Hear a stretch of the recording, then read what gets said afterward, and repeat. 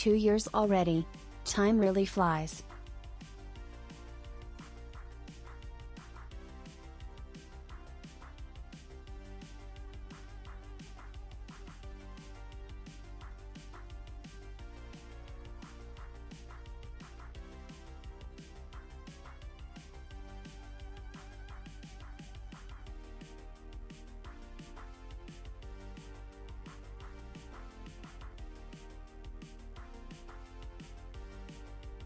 Good evening, one and all. It's Wednesday, it's the middle of the week, and apparently no one is waiting around. There's absolutely no chill in this stream today. Let's get started with some good old Warframe, and immediately as well, as we're getting going, that right there. So first of all, Miralabe, thank you very much for gifting over 5 subs to the community there. Let me just have thingamajig. Come on, stream thingamajig. Be nice, there it is. So those have gone out to Arena Sin, to BDLG, to Jurasa, to Quasior, and to S0 Vivid. Really, thank you very much for those gifted subs right there. We have Shadania with, it's a new month, a new unicorn bit, although I still think it looks like a love bomb. We then have Anonymous gifting us up over to Real Caster. Thank you very much for that there, Real Caster. Make sure you say thank you to whomever that is. I presume you know, given it's anonymous and directly gifted sub. With a fan with the 2-year resubscription as well. Continuing that support on the channel. I really do appreciate it. Shadania with a second Unicorn Love Bomb bit pop.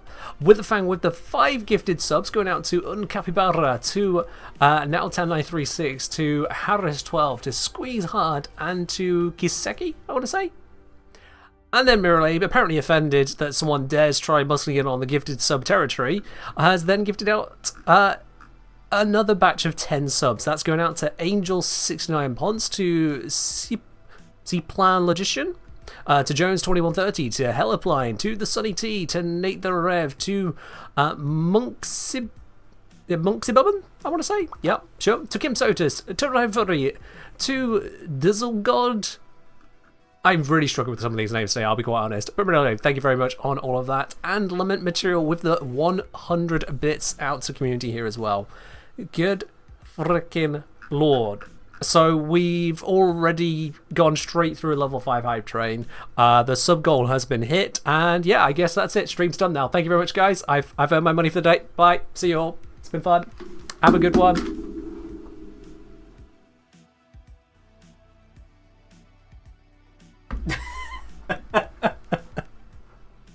Anyway, yeah, so thank you very much, all of you. Appreciate. Oh my god, we're still not done. Okay, alright, we're still not done. With the fact with the 11 gifted subs out to the community there. So that's going out to Regal Melon, to Ruvilu, to Wen Lenti, to Diamonds Bane, to Sugoi Sniper, to Nagrib, to Billy Onicle, to Blind Buddy 069, to Silent Soul 51, to Amaru Rumi, and to Krimazbot. And again, Miralabe absolutely not having any of this, bringing out the full levels at this point with 20 gifted subs. Going out to Nested Dreams, to Woxikas, to Vepsel, to Woo Gatsby, to Damo, to Cocytus, to It's Tech TV, to Mr. Drool Bucket, what even is that name? To Mucus Slime, never mind, there's more. To Musicals Therapy, to Infamous Dingus, to Progbear, to Bats, to Dumb Fabric, to Zurico, to Lament Material, to Bite Nom Nom, to Tactics, to New Crimpy Shark, and to Faded Central. My word! Okay. Christ. And it says about to be the last record of hitting an absolute omega hype train on the channel. It genuinely is on the level where you could challenge the highest it has ever been, and I haven't even started doing anything yet today. So thank you. I'm confused as ever, but thank you.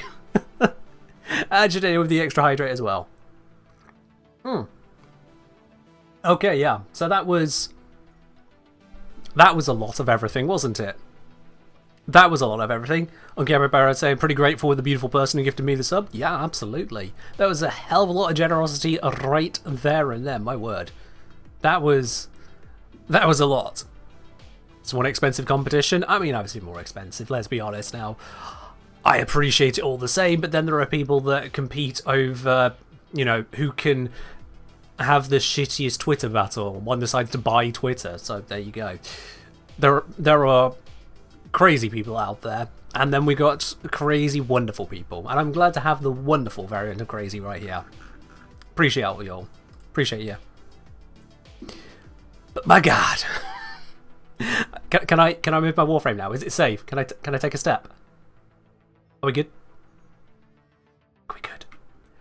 Okay. Done by Twitter, just give Ken some cash. Yeah, if you ever feel the impulse to buy Twitter, instead, just support me. And I will, first of all, not buy Twitter. Second of all, you won't lead to causing some toxic cesspit. I mean, it's brilliant, right? It's brilliant. Yeah. You managed to miss every single sub. Ah, it's unfortunate. Sometimes that happens. Although, you can do what Lobelia does and fix that for yourself. Good evening, people. Good evening to you as well there, Lobelia. 1904 Variety, up on the 5-month tier 1 resub. Lobelia, thank you very much on that. Cheers indeed. And here we go again. We then have Witherfang with a gifted sub going out to Overcano. And the same moment, Miralabe gifted a sub directly to Slada Ethrufert. Slada, you now have no longer managed to miss all of the subs going out. You better say thank you for that. That one was targeted. So you better say thank you for that.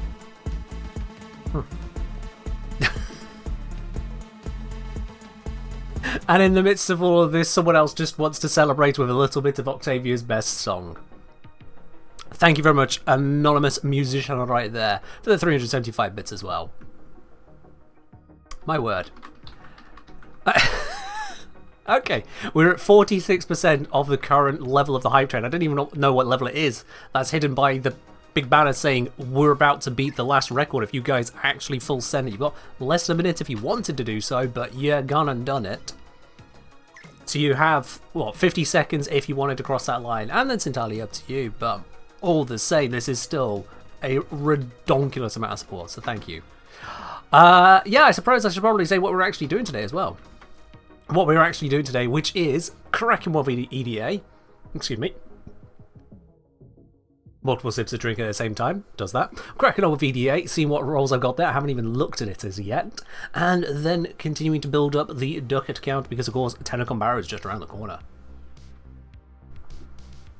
I can say, is there really a sub-top competition going on ever since you won a Black Giveaway, the odds have hated you? I mean, you won a Black Giveaway. A lot of people can't say that. And if you wanted to sub, now's the time. You've got like 6 seconds for it to still also give you the extra emotes. 3, 2, 1, and there it goes off my screen. And off all y'alls as well. Hype Train level 8 success. Good God. Once upon a time, those things were locked at level 5. You guys completed level 8. That's insane. Thank you very, very much. You got an emote for it too? Absolutely. You'll get a bunch of emotes. Unless you already had most of them, you'll absolutely get a bunch of emotes for subscribing or cheering with bits during a hype train. You get a whole selection of extra ones, and if I recall correctly, they stick on your account forever. Like, once you've got them, you've got them. Unless Twitch removes those emotes, they're yours now. Well done. You can use them anywhere. And as soon as the hype train wraps up, now we have a raid in from Kai YouTube as well. Kai, welcome on in. Welcome every single one of you who've come on over from Kai's stream there. My. We've not even gotten started. I've managed to go from navigation to Arsenal, be bombarded by bits and bountiful subs, and now a raid in from Kai as well. Welcome on in, everybody. We only have time to play? Apparently not. Yeah, that... Just this entire stream is me saying thank you. I'm going to spend the next 3 hours saying thank you, apparently. Oh, it's October all over again. It's October all over again. Lindsay saying, just got here from sorting dinner just in time. Welcome on in, Sil. Hope you had yourself a nice dinner. Welcome on in. And to those of you who have just joined as well and somehow don't know who I am, very understandable. I am just some guy on the internet, but I am the engineer, solver of practical problems here in Warframe. Say my name. My name. Alright then. So far it's reading off lists of new subs. Apparently so. Apparently so. All the same, right then, we have EDA to do. So, I'm gonna guess that these three people here all want to be part of it. Yep. Yep. Yep. Alright, we'll bring you all in as soon as I've loaded in and see what hell I have been gifted today. What is it this week? What fresh monstrosities of a loadout does it want me to create?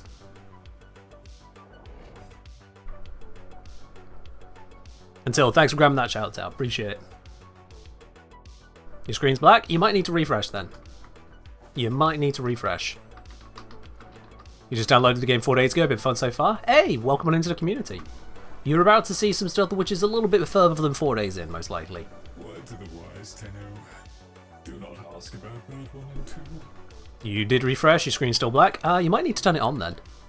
Your monitor might just be off. Otherwise, something's broken and I don't know how to fix it. I don't work for Twitch. How to get their dropship ornament? You need to beat the 60 Eyes boss Steel Path mode of Assassination Against the Murmur. That's how you get it. I think. Is that... Wait, no, that's a hands one. I'm not using a hands one. I'm using the... Sundali, aren't I? The Maduro Sundali. My apologies. Yep. Yeah. Yeah, it's Maduro one. Yeah, if it's a Maduro one I've got on the front at the moment, because I think I switched it back to that one, which looks like an infinity symbol. You need to max out this entire school, the whole thing, and then you represent it with a further 1 million focus to get this. Right here. 1 million additional focus once you've completely maxed out that school. And you've got other bits and pieces you can pick up here as well. I've now got 7 million lying around. I'll buy some other bits at some point, I guess. Maybe. Possibly. But yeah. I like that one because the infinity symbol looking one. Yeah, we said, oh, don't tell me the Stug was on there. Don't tell me. I'm going to use Nell. Yeah. So let's see. Warframes, I've got Kalervo, Nyx, Zephyr. Yeah, that feels like Kalervo might be a winner.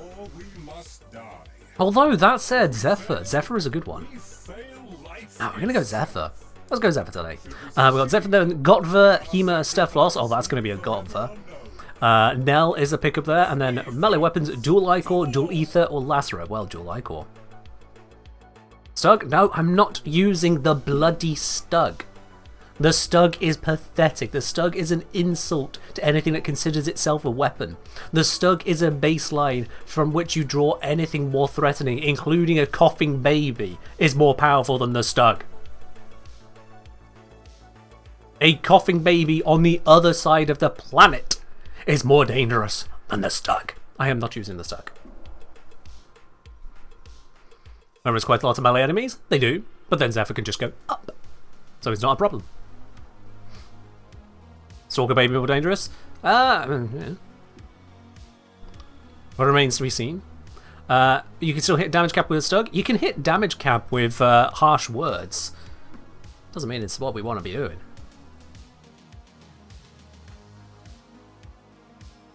If an enemy can die to the Stug, we should be more careful of coughing babies. Correct, yes. If the enemy died to the Stug, the enemy was already dead. The Stug just happened to be there. Yep. So, Zephyr, Gotva, Nell, Ichor. That sounds like a build to me. So, also get loading those in. Let's load in the crew who are joining us. We got I misclicked. And I think it was Solomir? Saltamira is their username on here. There it is. I really don't know why they put the close all button right next to the invite button. I really don't know why they do that. These two do not need to be next to each other with no confirmation on it whatsoever. It's been a long time since I've done that. And now I've done it today. Come on, basic UI stuff.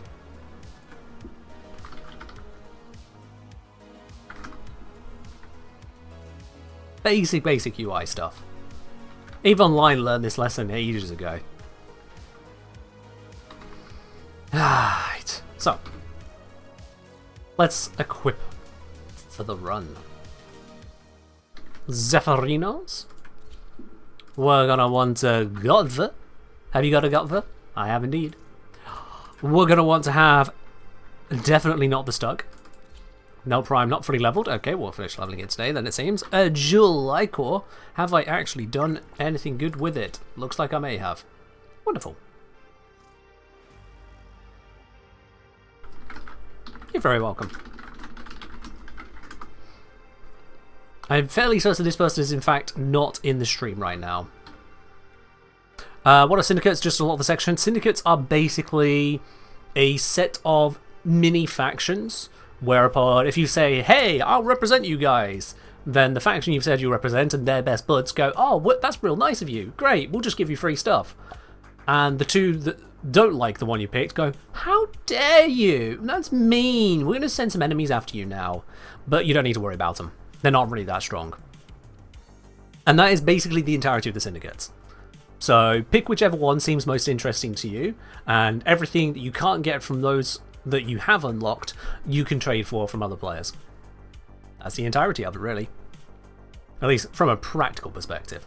So just pick one that looks good. I would suggest you don't pick Red Veil or Steel Meridian, simply because of how the system is set up. Those two are technically less optimal ones to pick. But only technically. If you want to pick them, go right ahead. It doesn't end your game. You can always fix it or change stuff at any point in the future. There is no restriction on that. But, yeah. Cephalon Suda, Arbiters of Hexis, Parent Sequence, or New Loka are one of the better four to pick. Basically.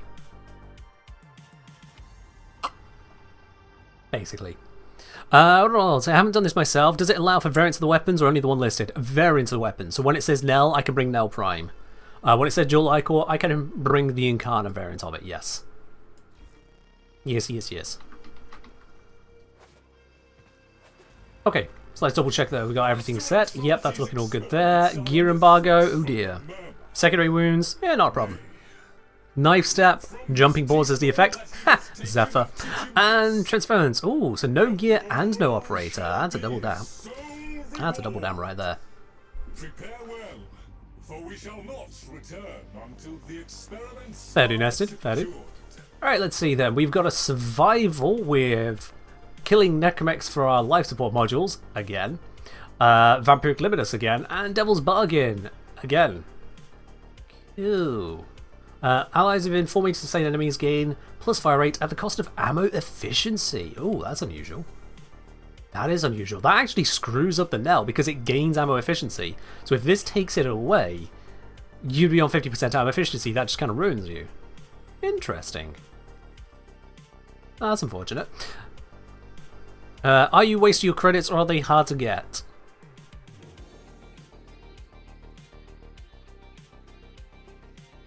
I don't have enough information to answer your question.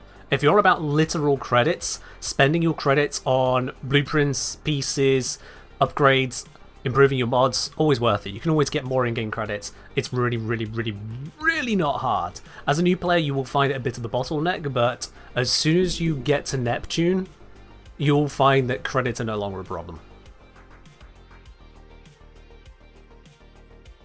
Lobelia, various species, fair do. Zong, Core and Magister. Alright then. That sounds like a plan. Disruption. All Gruzzlings are Xmas. Fair enough. Post-mortal surges. Same enemies explode. Wonderful. And Bolster Belligerents. They all have Overguard. Welp. Have fun with that, Cora. And Alchemy. Easy mode. We've got Hazardous Amphors again. Allowing Arcanids will charge attacks and pull us in when they're charging those attacks. And then Myopic Munitions. Enemies only take damage if a player is close to them. Okay. This could be a little bit interesting, but it shouldn't be too tough to manage. Shouldn't be too tough.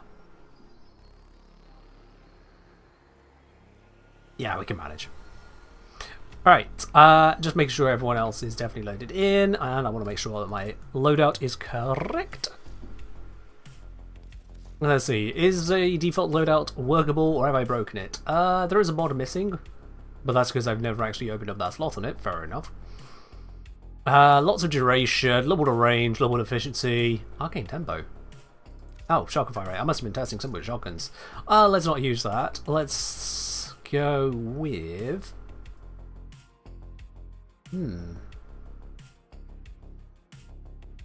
I think energy is going to be crucial to me. As much as I have energy nexus... Well, I mean, I have energy nexus. No, I don't need to go for energy. I'm sorted on that side. Let's go for... You know, I'm not entirely sure. Void Rex for newbie, needs to do it for unlocking Phobos. I'm not sure what your actual question is there, Norman.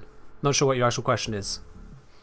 What game mode is this? We are looking at Elite Deep Archimedia, which is the most endgame of endgame weeklies you can possibly access. It is extremely high level, extremely restrictive, and will try to dick you over many ways to Sunday. But if you succeed, you get some hella rewards out of it. I just need to pick what I'm putting onto it. What am I going to put on instead?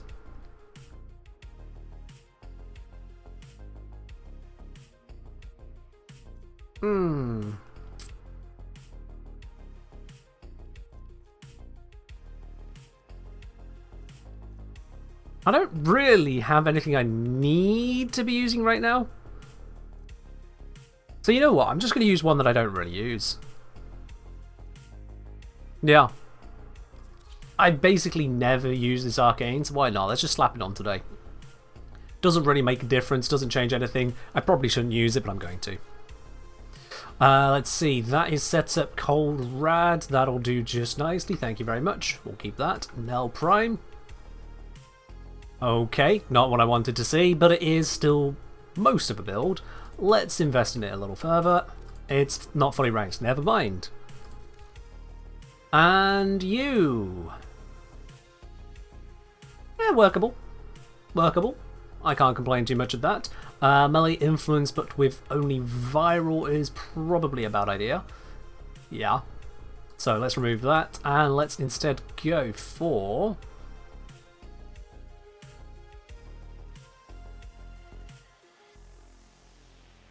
I think just melee exposure. As I cast stuff, I'm going to get corrosive, stack that together. At least armor's not going to be a problem.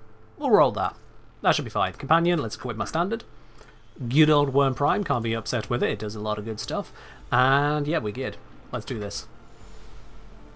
Let's go ahead and do this. Heads high and hearts full of fire. We are geared up and ready to go. Bird 3. Zom hanging out ready as well. Give for some of that optimism. Zom has apparently said no, let's not go. That's not how this works, Zom. Are you in or are you out? Because it's a vote, you can't just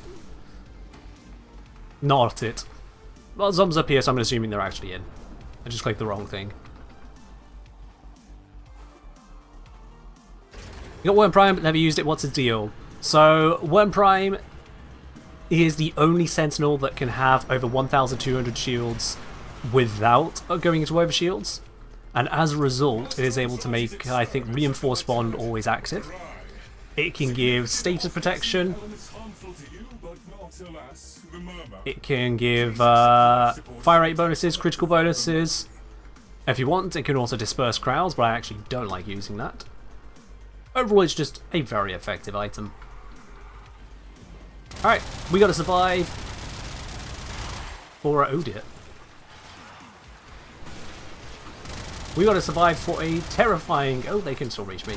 10 minutes. Which isn't that terrifying, but it is terrifying if the Luminous get right on top of me. So I'm going to try and not be near to them. I'd very, very much like to have enough damage that I can... Okay. Apparently that's not going to happen. I was going to say enough damage that I can, you know, get some stacks on this weapon, but... Oh god, wow. The stuttering when I shoot the tornadoes. Ugh. You can hear the difference in the gun. The game does not like it when I aim at the tornadoes, apparently. Also, I'm getting no kills.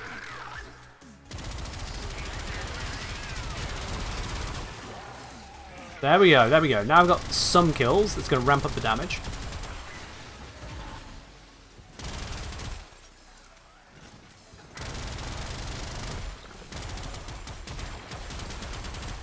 Oh my god, the performance issues there. What is happening?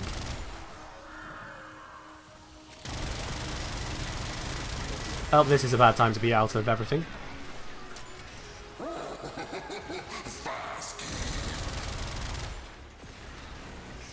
Those not still dying, are they? No, they're not. And crash the server? Something's going on. Here, let's put down more tornadoes.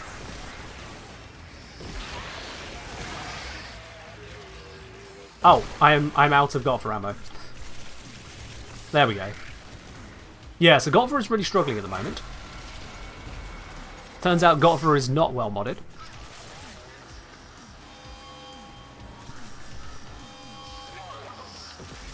I don't know if there is a headshot I can aim at here. I don't think there is. No, I don't have headshotable enemies. They're all Culverins. Can I... There we go.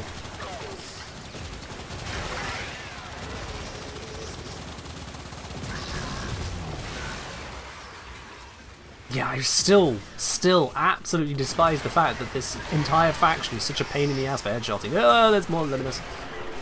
Run away! Is the infinite loop on Blast Procs patched? It wasn't an infinite loop. It just had a hell of a lot of scaling whilst you kept running.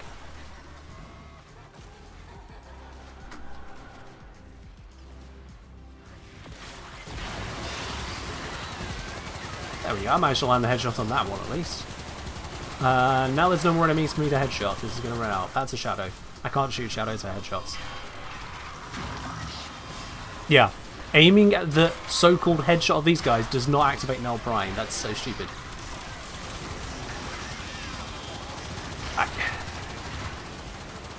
I just don't know why DE made an entire faction where half the enemies don't have headshots.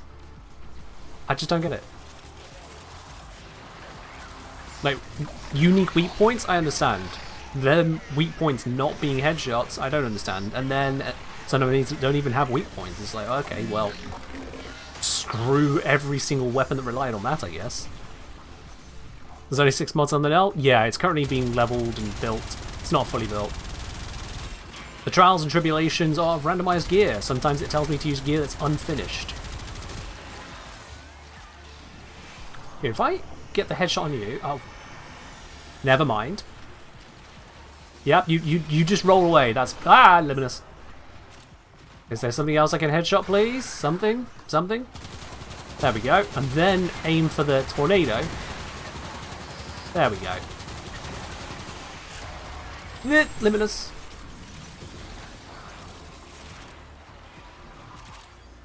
Thanks for your downside video. You're absolutely welcome. It was a pain in the ass getting all the information together, not gonna lie. What have we got there? Anything headshotable? There's... Never mind. Someone is using the Green Fury, whereupon I can absolutely see nothing. It's amazing to watch? Yeah, I'm not sure amazing is the word I would use right now. I'm gonna switch to melee. Maybe melee will allow me to get stuff done, even though melee as Zephyr is the wrong idea. My guns are both insufficient for this situation.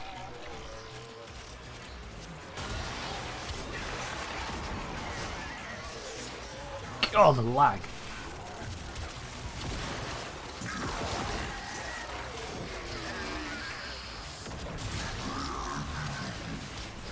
How's the next video coming along? Oh, it's coming along.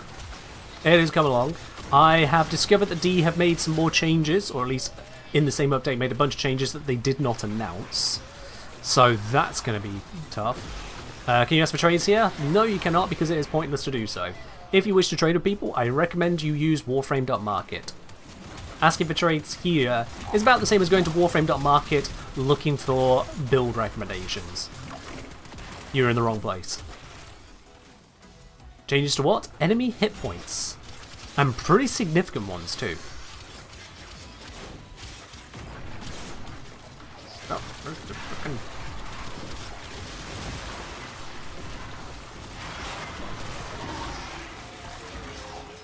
Try looking in the trade section again? Yeah, nah.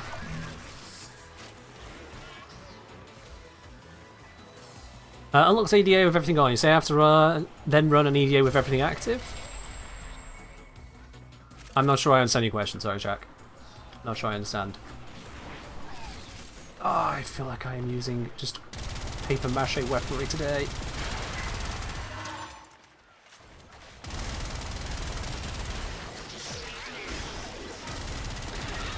And everything is just bundled up. I can't aim for heads when they all just fall over themselves. And these two don't even have heads. Stop spinning! What are you doing? Why is it spinning like that? I can't aim for the arm when it spins like that. What is... What am I supposed to do? What am I supposed to do with that? Also, I think there was a Luminous in that. Because I just lost a lot of health. Again.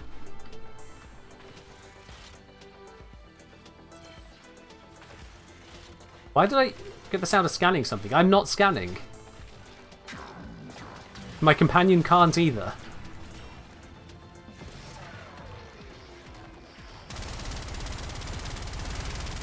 Oh cool, something shot me. Not even sure what hit me there. Please, just... My gun, just please. Please give my gun some shoot... Yeah, so Zephyr was the wrong pick with these weapons. Because I actively cannot do anything with it, and I am losing so many hit points trying to melee. I just want out of this mission.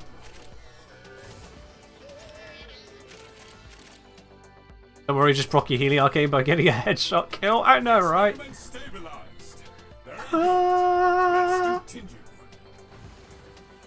Did you hear embargo? Yup. I picked everything. I went all in.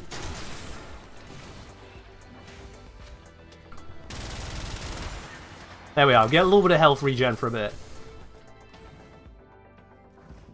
Finally over? Oh no, it's just begun.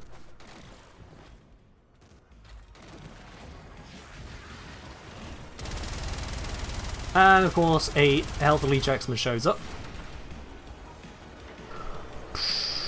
Maybe I need to get my eyes checked, but my god, it was just a pain in the ass trying to see what was happening there, to aim anything.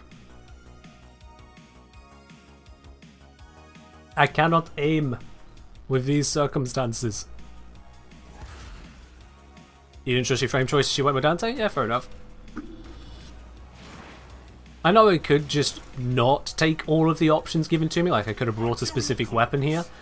I chose not to, and I am regretting that. Because I could have done this with, say, Tenet Glaxion, and then I'd just be swimming in victory. But I did not do that.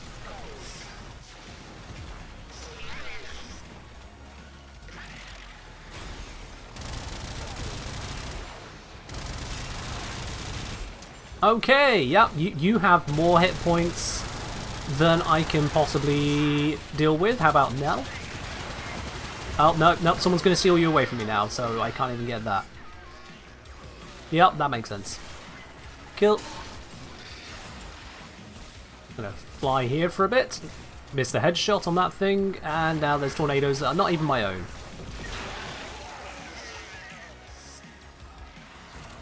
Yeah, I've got a pea shooter, some daggers, and a headshot or bust single shot weapon. Sit still. Thank you.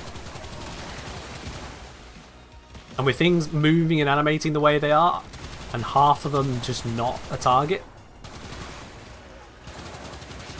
I don't stand a chance, do I?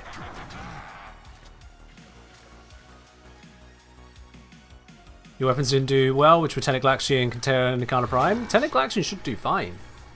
Should do. Oh, look at these. None of these are headshotable. All four of these enemies cannot be headshotted. That one can. That gives me the infinite ammo to actually shoot at these. And he's out of my range. There's nothing I can do. For all the don't touch the floor challenge, as Zom jokes about, I still have to deal with one, knife step if I am on the floor, so I actively need to be standing more, or I just start burning up. And two, this seems to be about the only weapon I have of any power in consequence. Which is a problem here.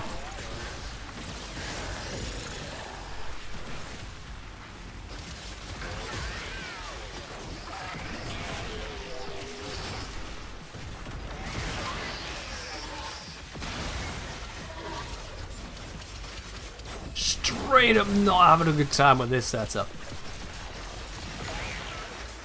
Magnetic Cold Tentacle Action. Yeah, so that will struggle against the Cool Barons. Because they are very, very well armoured.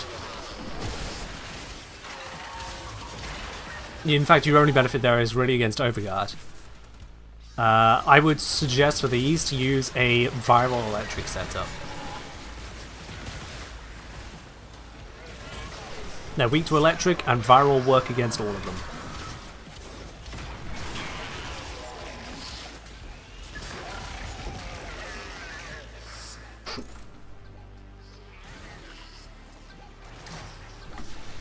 Re-up defense.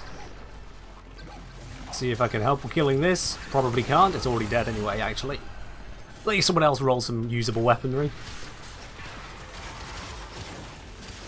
There is a viral damage? Yeah, but the status is still better.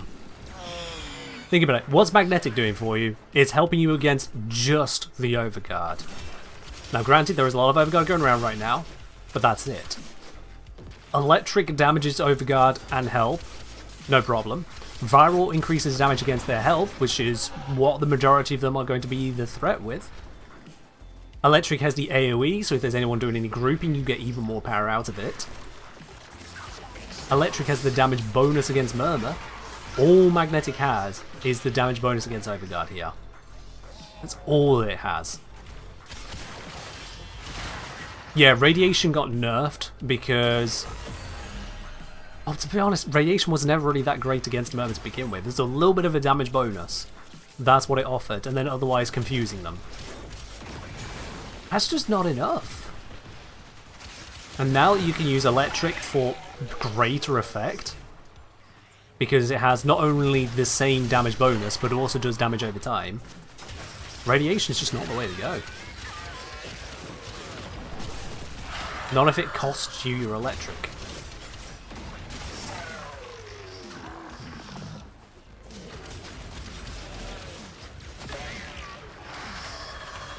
Radiation has become a bit of a non-element, to be quite honest. It used to be really good against alloy armored enemies. That is completely gone. To the point that against like the Grenier, it's terrible. Where you used to have an effective damage bonus of 6 times because of bypassing their armor and the straight up damage bonus. That's just gone. It's just gone. Yeah. It's a big deal.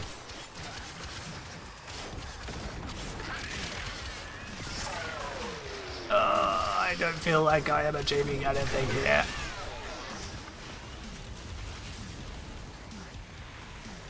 Well, there was something to revive, it just vanished.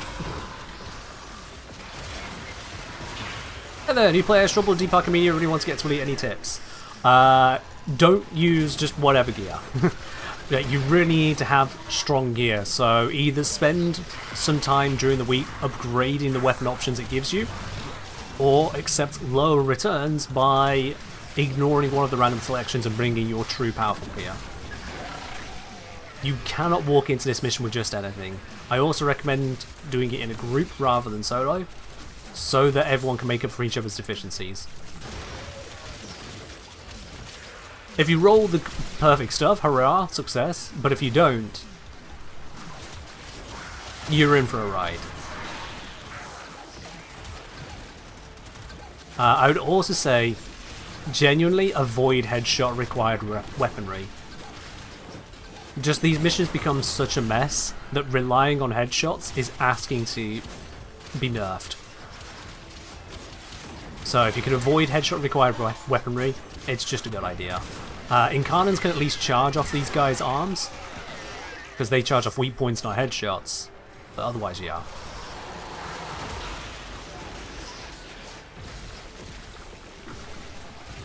Dual Toxis is insane even though it requires headshots. That's the thing, it can charge off weak points rather than just headshots. So there it's not so bad. Whereas here I've got for Prime, which is mostly going to just need headshots to get full value. And I've got Nell Prime, which definitely needs headshots, so I'm just screwed. Yo! Saminator, thank you very much for raiding in with a party of 20. Welcome on into the channel, and everyone who's come along with you here. We're in the midst of EDA. I have an absolutely terrible loadout. I mean, yeah, I've got Dual A-Core and I've got Zephyr, but Dual A-Core is good without Zephyr, Zephyr is good without Dual A-Core. They don't work together. I'm not supposed to be in melee range as Zephyr. I'm not supposed to be on the ground as Zephyr. Yet here I am. My other two weapons suck. But welcome on in.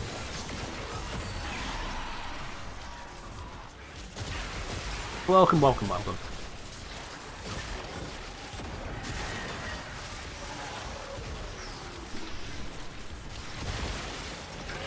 This overguard on everything is a pain too.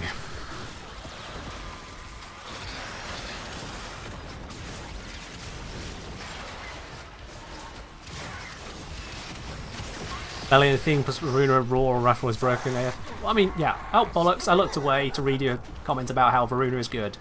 Yeah, we know. just putting it out there. We know.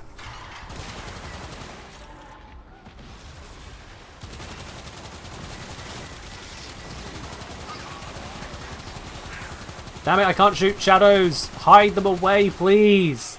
Fuck.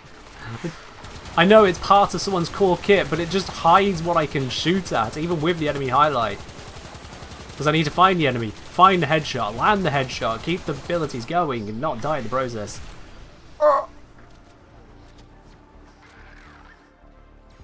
It's alright, Mirrorlave. And I knew it was you, because it's always you on either Banshee or Necros. It's the design of them. Unfortunately, they just cluster in the way. And when I'm already struggling because this game's like, yeah, we're going to invent an entire faction of not headshots. Yeah. This should not take this many bullets to kill.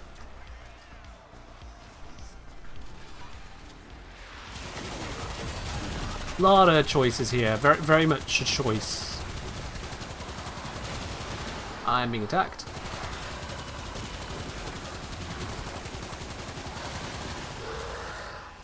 Apparently those were not, in fact, headshots on the triangle dude. Is Magnetic better than Toxin versus Corpus now? No.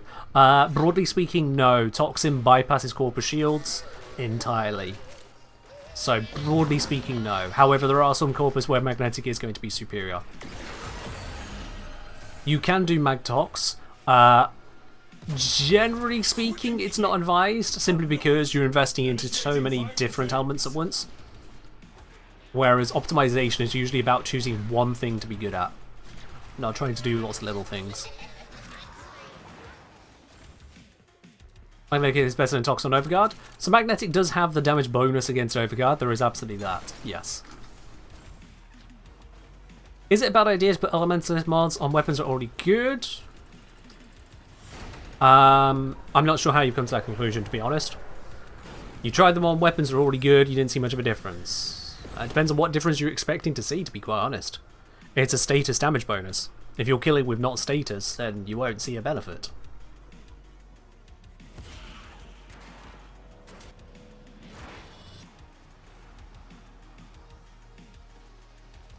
Home stretch. Crucible marked. Lloyd's brief demands the urgent retrieval. Can we get this belly duplicate off my screen, please? Thank you. Took it long enough. And I've got things leaping at my face straight away.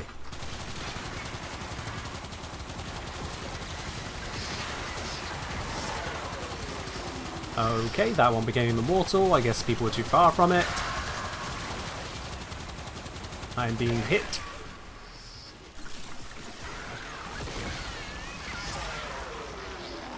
Yeah, this is not my day. This is not my week. This is not my setup. I am being hard carried. I would basically have to just abandon the Vosper for this run. Why am I only seeing the wrong amphors? Where are all the good ones? Okay, cold electric. I've just got heat. There we are.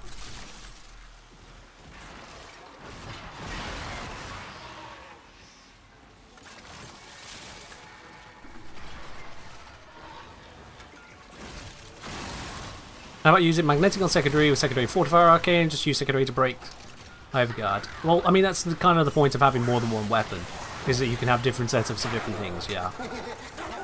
There's nothing new or special about that. That's just a recommended thing. If you can equip 2 different weapons to do 2 different jobs, good. Well done. That's the general strategy. Yeah.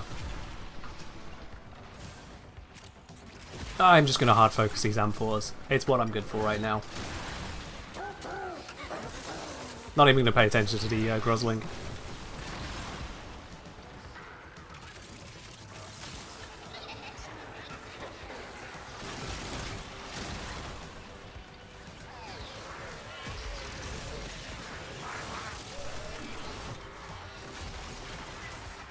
Do we have anything of value around here? Nope.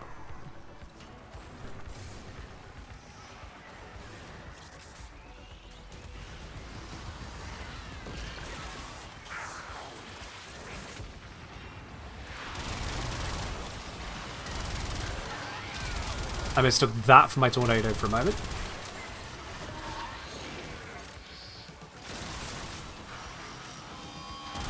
Absolutely not.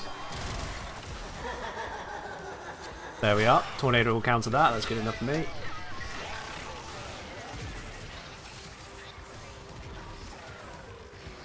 Don't use electric on harmony. It's a hard idea. Bricks a new arcane. Okay.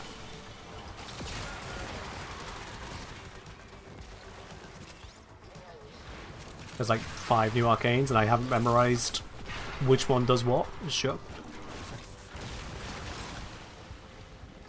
Let's see. Electric amphors. Grab, grab, grab. Oop, there we are. Got some of Elementalist. Elementalist is a mod, is it not?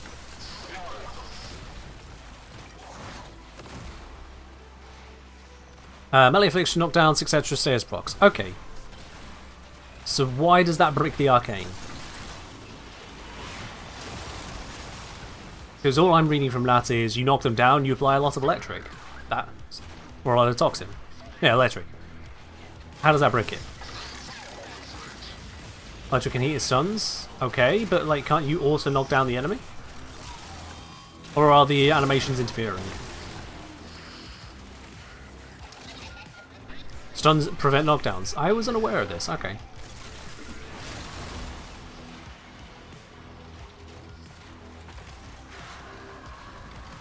I could have sworn enemies still got knocked down if you hit them with a knockdown.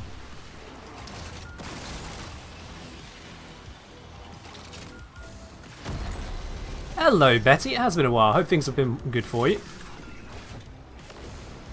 Last I recall, you'd celebrated getting a new job. If I'm right on that.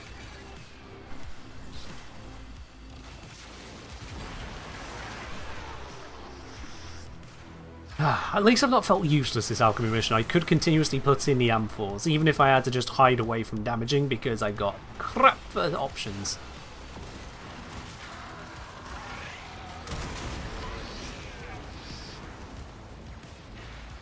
Making rapid progress, this is all good. Gonna hover in safety.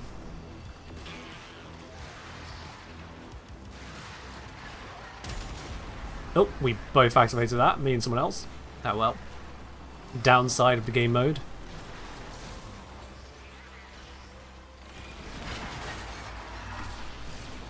Just gonna let those enemies deal with each other.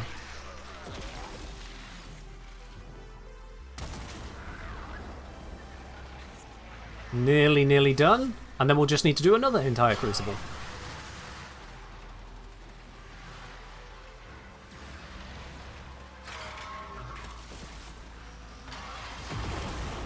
Cool, off to the next one. Let's make sure we don't have a necromech, please. Looks like someone's already done with that. Good, good. Grab the toxin one. It's a bit early, but I hopefully shouldn't die carrying it.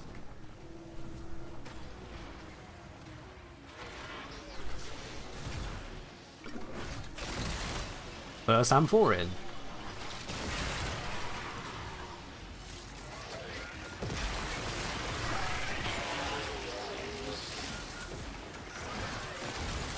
Another, we need corrosives. The toxin, electric, there's electric. Get this cold out of my face. Get this heat one out of my face. These are all shadows, god damn it.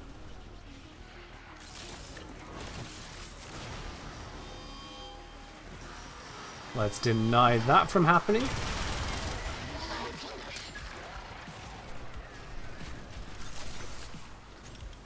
That's a lot of cycling you've done there, Betty. Fair do. Haven't logged on to Warframe yet. How's the progress so far? Progress of what? Sorry.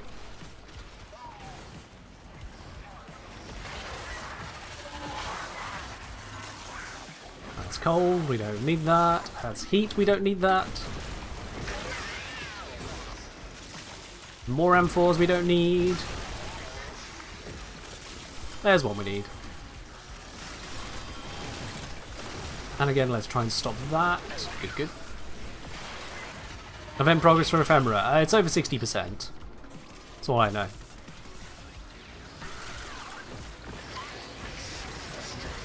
How do I put up with wandering tornadoes? I don't play Zephyr enough to have a particular opinion on that. But you know, you can just hold cast it and then they're not wandering.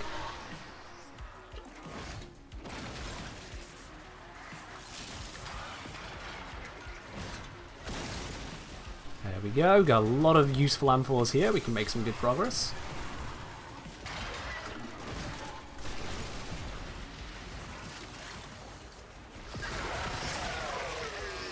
Give me that one, thank you.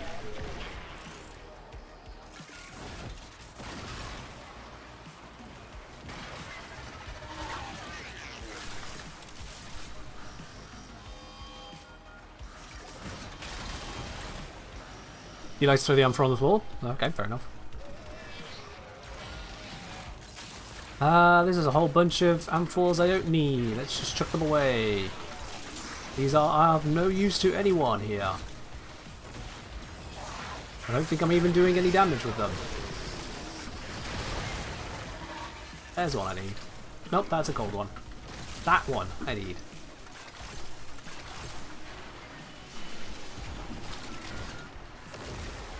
Alright, we're full up on the toxins. Just electric we need now. Is there electric hiding over here?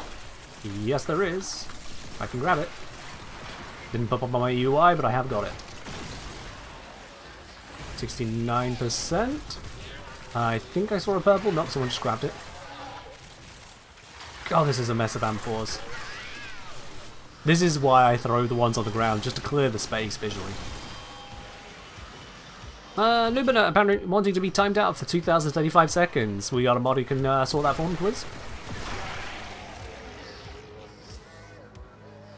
We haven't even got a 2035, huh? Ah, fair do, Betty. You have yourself a good rest, then. Take care.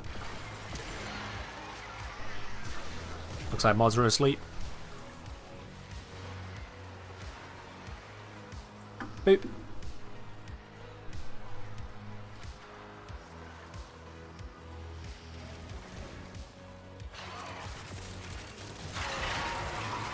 Okay, we're in the conversion progress. In the process, and is racking up quickly. Get ready to pop a pipe.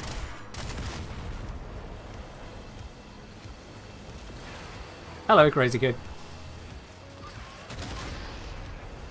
Oh, someone popped a pipe a bit early.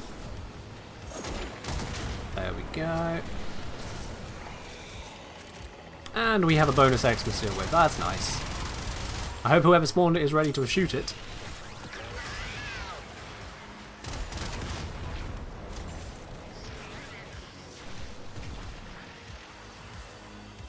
This should be just about good. Yep.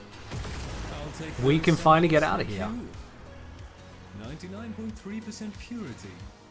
Appropriately conductive, while being highly spallation resistant. How? Did you do this? That he did. I took the liberty of adjusting the initial process, yes, to prevent a heavy ion strike triggering a nuclear shower. Wouldn't do to have you irradiated, now would it? And we are done. I'm just going to hover over the extraction point. Best way to be safe.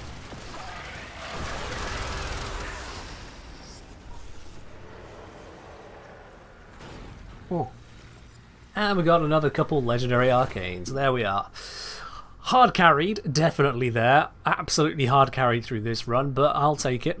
We got there. Sometimes I'm the one carrying, and sometimes I'm the one being carried. That's Warframe. Crazy Kid 7979, thank you very much for subscribing with your Prime. Up on to 5 months now. Hang on. Wait, you've been subscribed now for 5 months, and that dancing dino was your first ever message in the chat?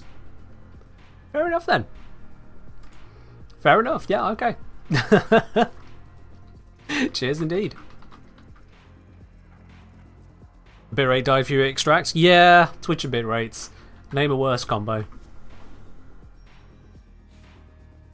Rivance, Ken wants to thank you for that levels build YouTube video, mate. You're very welcome. Glad it's good for you. You're very, very welcome. Right, we've also got some net cells we can crank out, so let's get cranking, I suppose. Let's switch up to some slightly more appropriate gear. Do I want to go for levels? Do I want to go for speedver? I could go speedver. Just bring everything in quicker. It's been a long time since I've run a speedver. I don't know why there's a mod missing. I'm out of capacity on whatever build this was. Okay, never mind. Anyway, that is a basic speedver. It is definitely in need of formering to be better. Yes, most definitely in need of former, actually. There's a lot of downrank stuff on this that I do not much appreciate. So, hello. Come with speedrun, come with Banshee. Sounds like a plan. Let's slap a depol on here. There we go. Use that to grab ourselves a higher ranked Vitality, a higher ranked Rolling Guard, a higher ranked Equilibrium. There we are, benefits all round on that one. They're running Nullify, Energize. I'm going to switch out Nullify. Let's switch that for... Might be a poor shout. If I go Aegis, actually I can go Aegis and instead of Vitality I can go for Redirection. Yeah, go Shield Focus. What are you using on Pre-Rayleigh? Yeah, I can not do that. That'd be great. And weaponry, Galaxian, because then I don't need to aim for the heads. Let's see. Currently set to Cold Rad Mag. Let's switch that up for this. So, yeah, so that's giving me radiation, and I've got Cold Magnetic by default.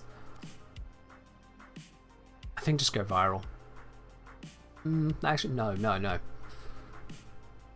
I think I'll just... I can't go pure electric. I would need to wiggle this around, wouldn't I? Well, I'm not going to wait for the headshots. Let's get rid of the scope right now. And then I can go for viral electric this way. So if I go low versions of those, that'll give me small viral, big electric, which actually ends up being flat because of the innate type. Bit of magnetic in there, that does the job. That does the job. We still get a mix of types, so altitude is still getting some work done as well. Basic enough, but it gets the job done. Latum as a backup option, don't need to look at it. Latum is strong, and if I need to melee, why not go for Spinning Blades of Doom?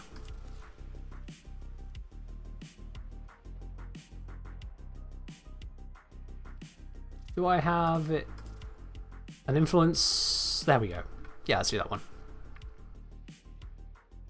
Ken, what's your choice of aura mods for Jade? Went brief respite and aerodynamic, the Borrow's Anguish on the exo slot. I haven't finished finalising the kind of builds I'm happy with on her, so I can't give you the proper answers on that just yet. Do I have a subsume on speed ver? Currently no. Currently no. That is subject to change. It's just the speed ver I have rather than one trying to be max.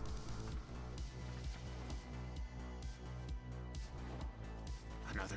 Hi. Alright, Netrocells, start, let's go.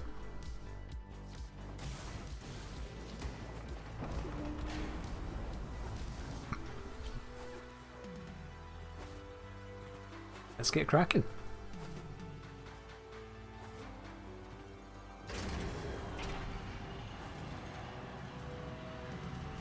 This is gonna hurt.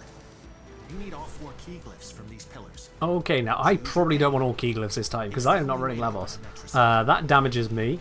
Ow. Extra Eximus, I can carry that one.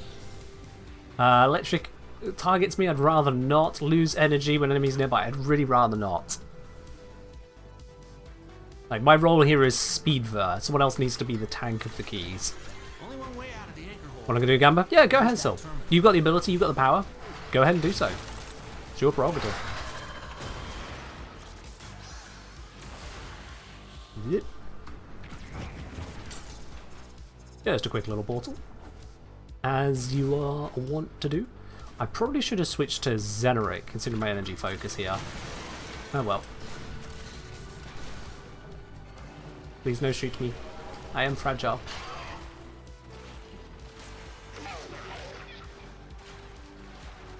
It's trying to guide me this way, isn't it?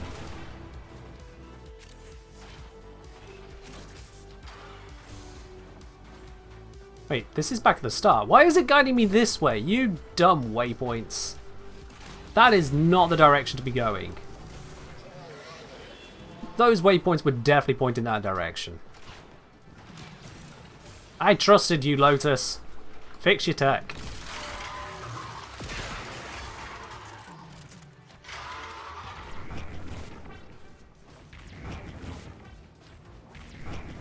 Nice triple straight line portal forwards there. Will open the Netrocell, so be ready. That wasn't the right key glyph. There we are. Someone's found where the Netrocell actually is.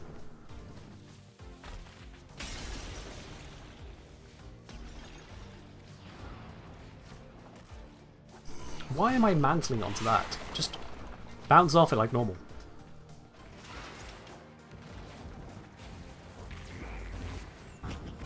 Okay, that was a pathetic portal. And all that running, someone's already activated it, it's fine. Right then, speed boost. Make everything quick and weak. Hopefully not die in the process.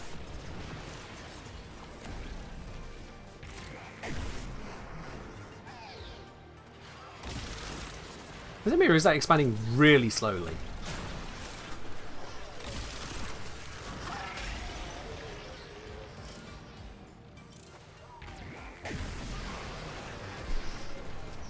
I do feel like that is expanding exceptionally slowly. Oh, goods. Ugh, I do not like being a squishy frame. My tank is not supposed to be of the paper variety.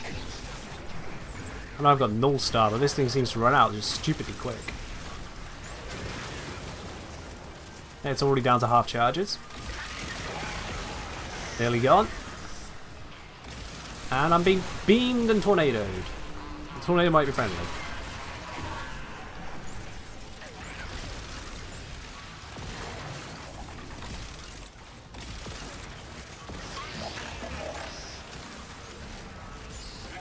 I love enemies which are so resistant to status procs. My major damage source on this setup. Please die, please die, please die. Oh.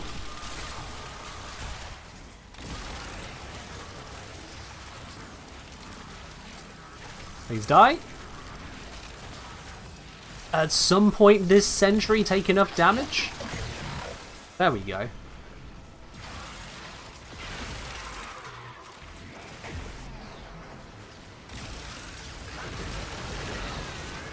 Can you spawn Necromex and Simulacrum to test on? I have no idea, Sonory. I don't think you can, but I've not double checked recently.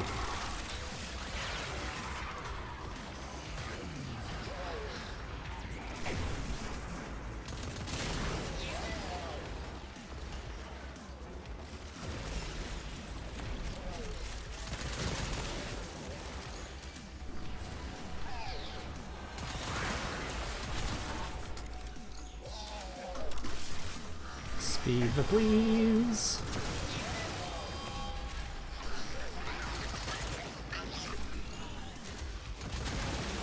It's actually kind of annoying how the Latum is better at killing these things outright than it is at gaining the charges to use the even stronger mode. I'm not going to let this go. I still think it is poor design. Is it possible to get pure cold on Torrid without turning it viral? Not pure cold. You would need to use something like corrosive cold or gas cold. And in order to do that, you would need to mod 3 elemental mods. There's no getting around that.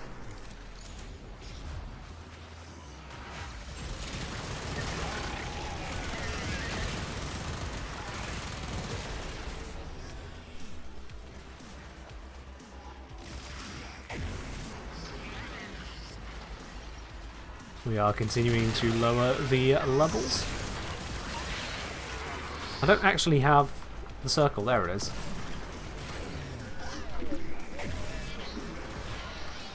This is easily the worst circle because it covers into the vault. And we've got these huge sectors of just dead space behind these walls. The circle is looking from here at mostly nothing.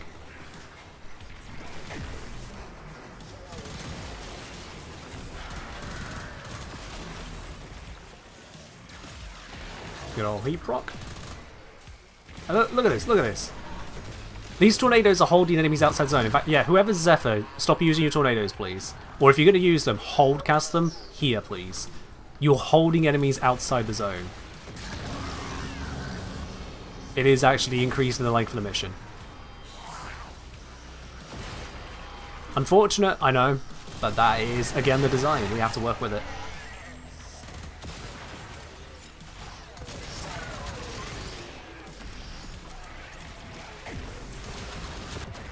Oh, okay, the beam hadn't even started, but fair enough.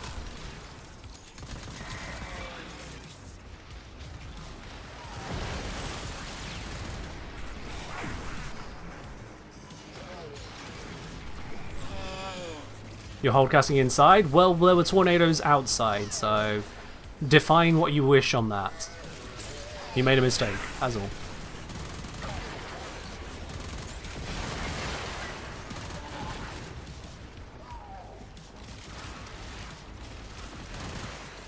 Alright, 2% left. There we are. Let's see what our reward is. We get... You're in. Grab and go. Can't wait to see what you got when you get back here. Okay, apparently I got knocked over by my own gun firing at empty space. I love that. Is it a bug that you'll get 2 or 3 Jade Light at once? 2 or 3 Jade Light Xmas? Not a bug. 2 or 3 Jade Light Beams? Each Xmas fires up to 2 beams at once, so not a bug.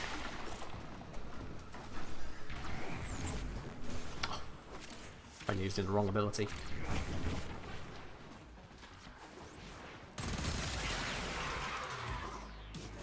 Wait, this way?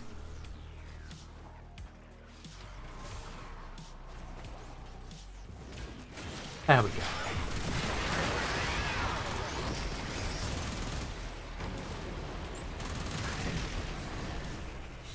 Ah.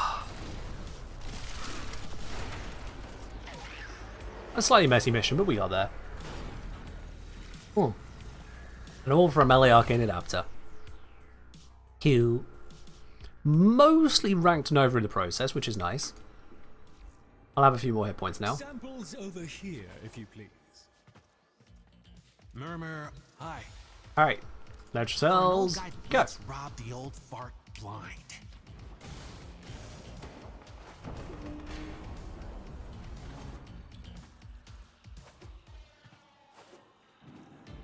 Gamma result. Yep, didn't get a Talforge shard. I'll hit it for Sil. Did we get Talforge Argle shard? No, we did not. No, we did not.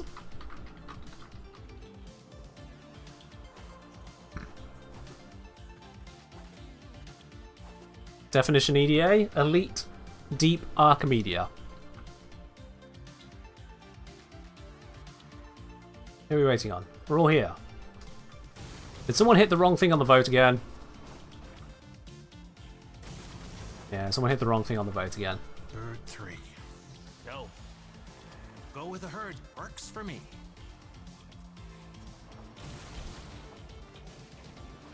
There we go. I'm glad you like popsicles. Glad you enjoy the videos. Next one is definitely going to be a little bit on the math heavier side, which I'm sure lots of you will look forward to. You don't need to understand the math, but it's going to have a lot of math involved. Easy come, easy go. I'm not going to pick up that key, that's dangerous to me. You need all Yeah, I'm four only going to pick up the key one key. glyphs. Good luck to you.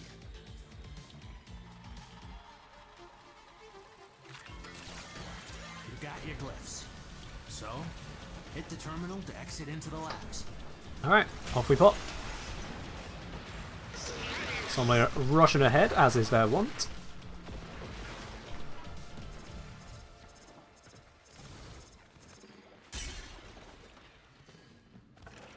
Oh, looks like Syl has set up another prediction, so if you want to earn yourself some more channel points with more spanners, make your prediction and hope you're correct. Strange stutter there, but there we are.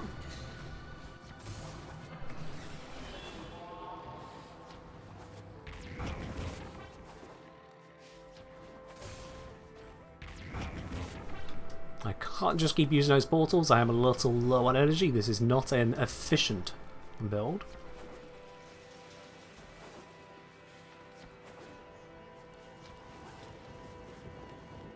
Is there really a point to gaining mastery rank? Yes, it increases the base capacity of your warframes and weapons when they are not fully leveled. This is especially useful when formering items, because if you form an item, it goes back from level 30 to level 0.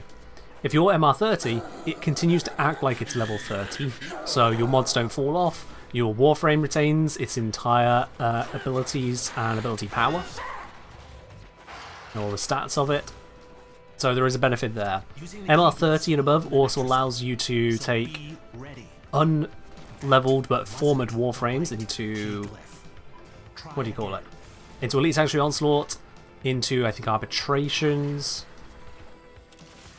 There's benefit there too. You increase your standing capacity per day, you increase your void trace capacity. You increase your focus capacity per day. So you do get a variety of benefits of leveling up. A variety.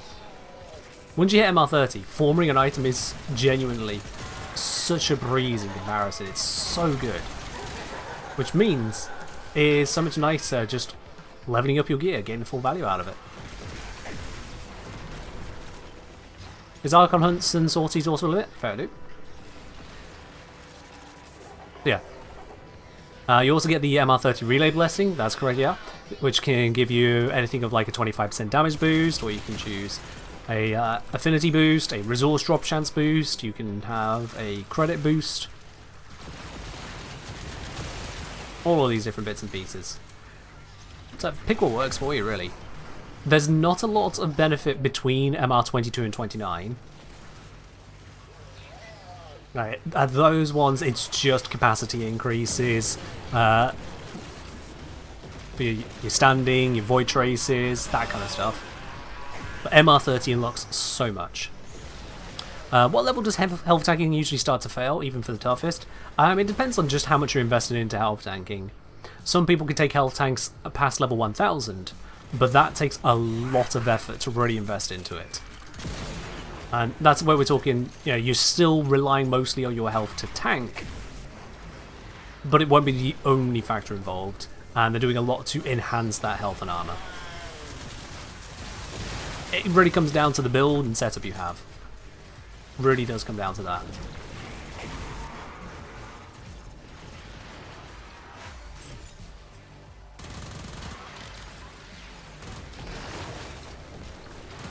Health tanking is worth if you never see level 1000 enemies. Yeah, look, for everything all the way up to Elite Deep Archimedia, the health tank I have on Lamos is enough.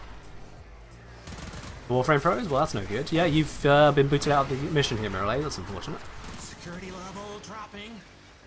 Don't quit now. I gotta know what's in that Netracell.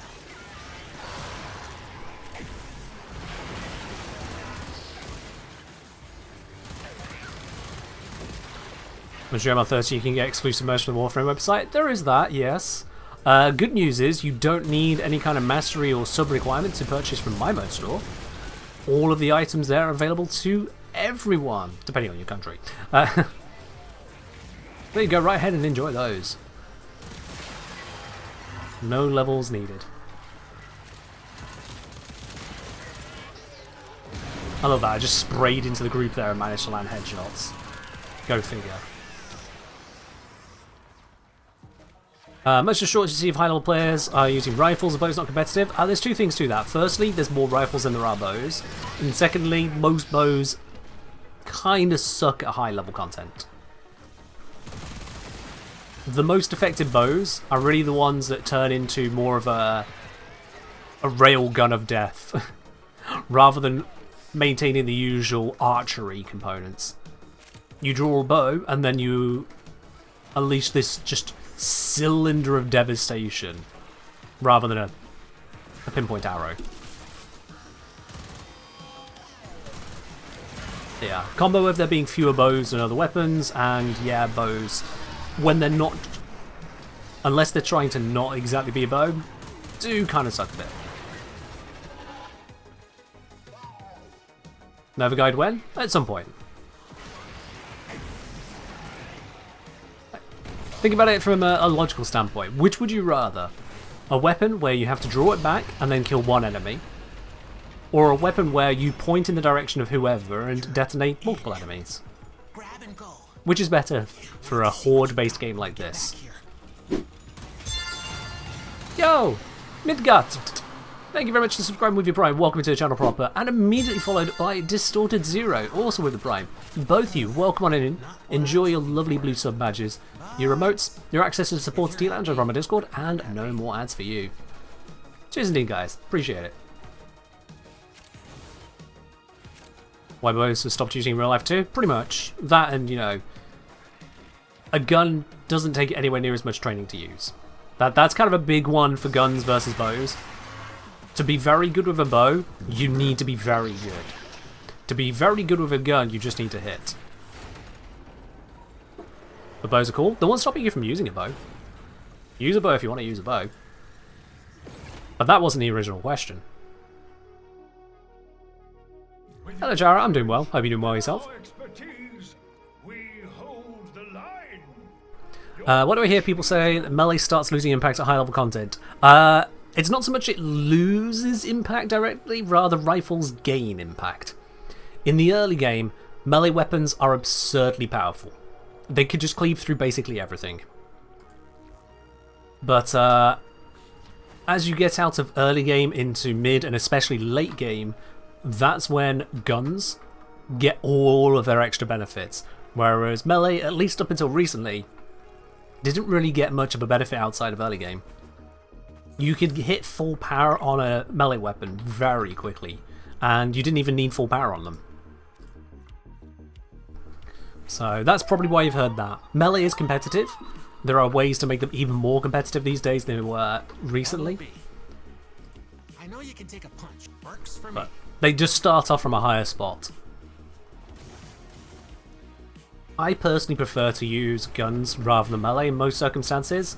The ranged capability of that is a big draw, because then I can choose my own positioning, I can not get into the fray, not be as at risk, and I can take out high value targets with greater ease. What's good for early Steel Path? Have viral/broken war, but no prime mods on it. It comes less down to the weapons and more down to your total modding. That's what it really comes down to. Yeah, I'm not going to pick up any of these. Someone else can.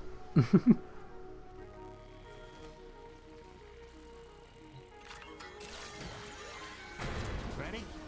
To leave the anchor hold, access that terminal. Off we pop.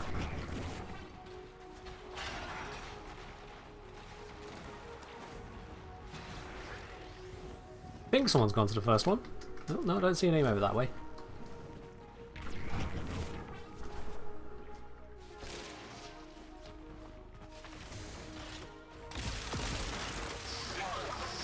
Come on, perish. There we are. It's still annoying that killing their 2 weak points and having them self-destruct doesn't count as a kill.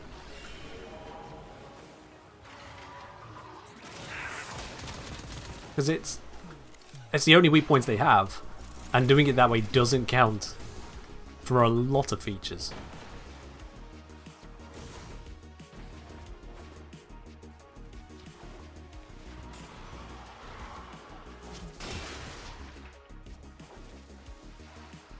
Papa left some So, such way is narrowed. Oh, apparently it's this way. one of them.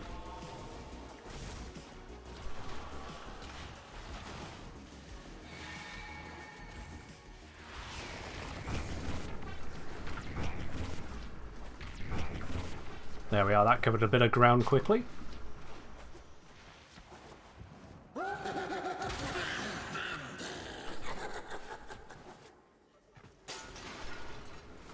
This way. Have I tried the most recent procedure augment? Not as yet, no. Open it. Wrong key glyph. Try another one. Alright, I'm on location. I don't have any key glyphs on me, so there's no point me even trying to open it.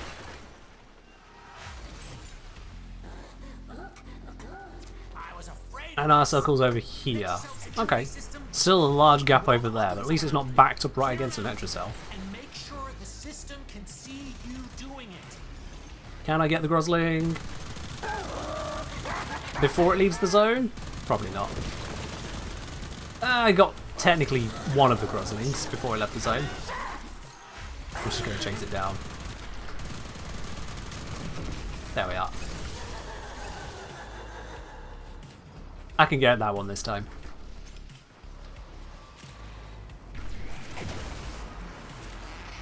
You just tagged me without... Oh, you've messages above the tag. Alright.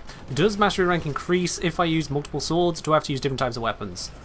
You can use multiple swords. You can't use the same weapon over and over.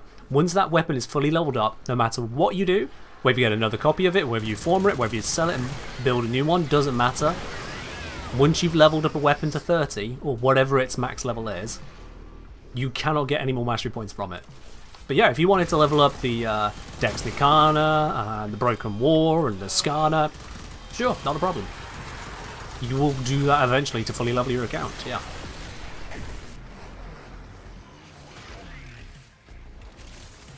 I think if I do that at the edge of the circle, it's going to hit the ones outside the circle faster and bring them in faster.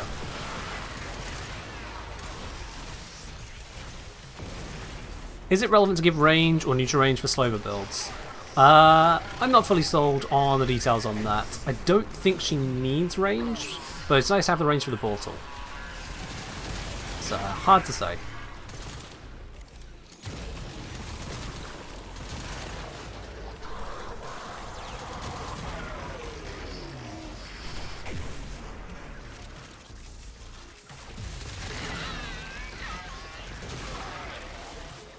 Do be aware that in a lot of situations you probably don't want to be using Slover but Speedver, as you're more likely to want enemies to actually get to you faster, to complete the missions faster.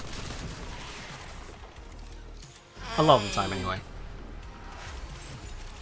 Does Nova like mid-range from All-Star Augment? Possibly.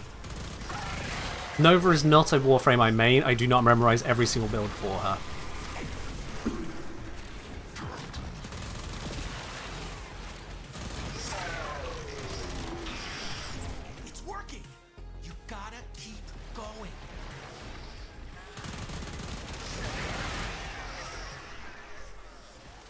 You think you're sacrificing damage from explosion of 4 versus keeping orbs intact for survival.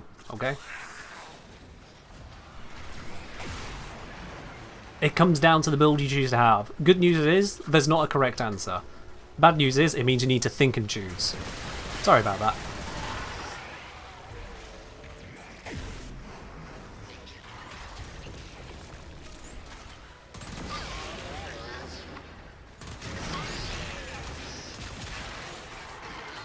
Thinking in Warframe? I know, right? But it's fine, you don't need to think too much in the mission, just thinking on the approach to the mission. The setup. Whilst we grab the Necromites, I'll grab the loot. Oh, back to here. And again, set this off close to the edge of the zone, so we'll cap the ones outside a bit quicker. An in-game message. I didn't ask for ones. I'm not sure what that's about. I'll have a look later.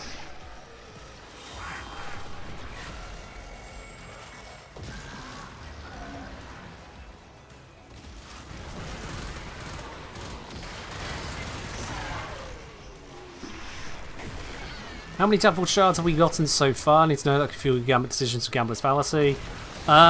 We have gotten X, where X is the number that I forgot. Hope that helps.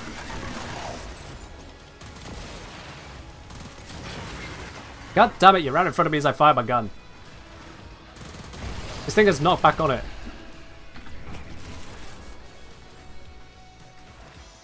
This one's a pretty far Netracell from the place where we were fighting.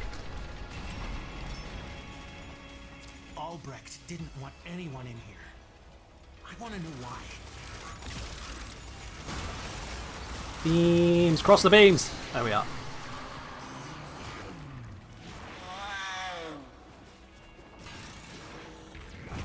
Pat, you can Nope. make use of that.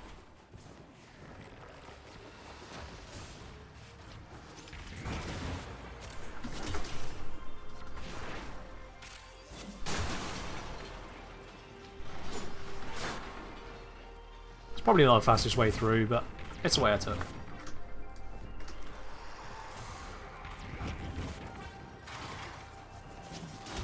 There we are.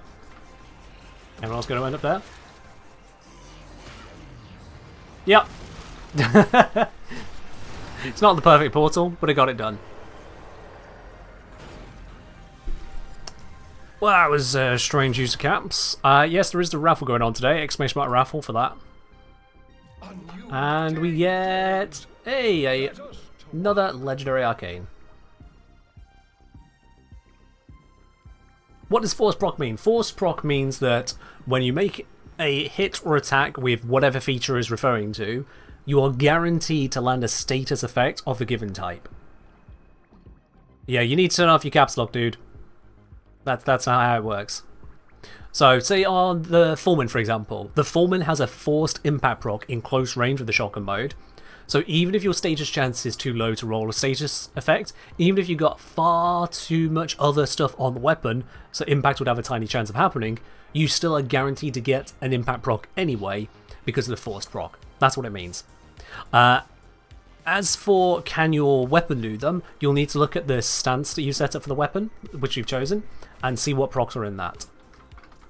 Alright, what needed to be here rather than actually that? Here's what I've been cooking. Not looking at that today, thanks. I appreciate you've got a build, appreciate you're probably happy with it. It's not what I'm looking at today. Alright then. Zom, Solomir, Mirrorlab, thank you very much for joining in on the runs. That should be a completion of our Netracells. I'm going to double check, I think it was. Another day. What'll it be? I think we're In done. my humble opinion. Yeah. Come on. Yeah. Who am I Cool. gonna ask? Alright then. Just curious, when do you normally end? I run my stream since 7 till 10 UK time. We are almost exactly halfway through today's stream.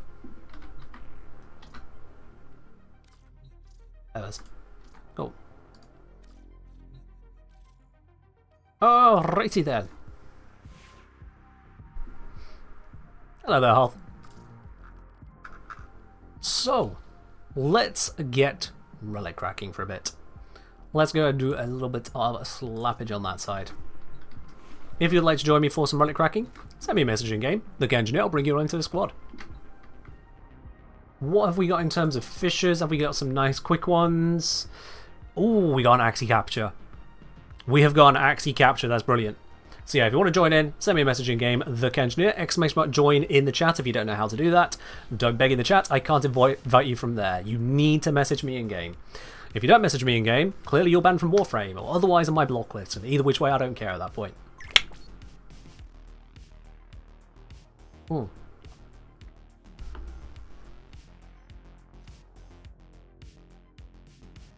Alright, Air Master, come on in.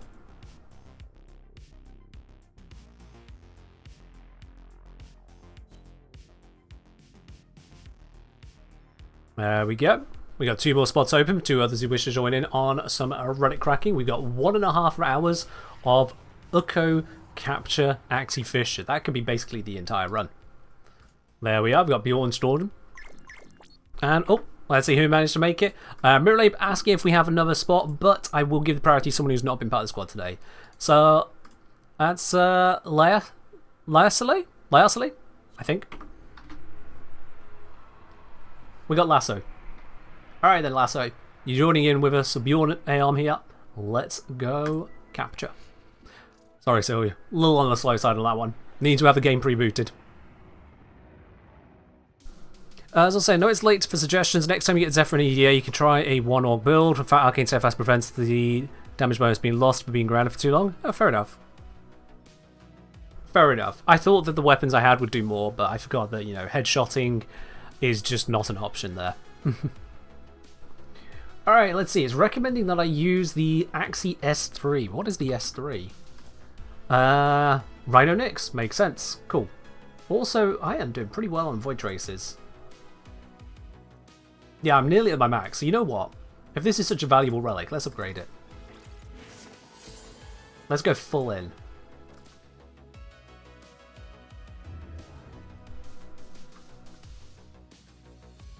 Oh, power!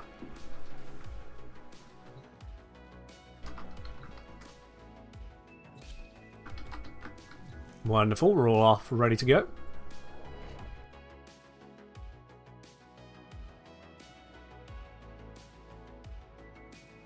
Is it valuable for the rare or the rhino part? Cinder isn't vaulted. Not sure, Solomon, not sure. While Cinder isn't vaulted, it's because it's available in Railjack, which might as well be vaulted to 90% of players. Ali? Cheers.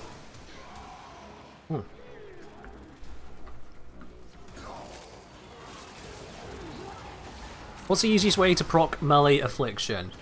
That's the one that requires knockdown, right? Slam attacks.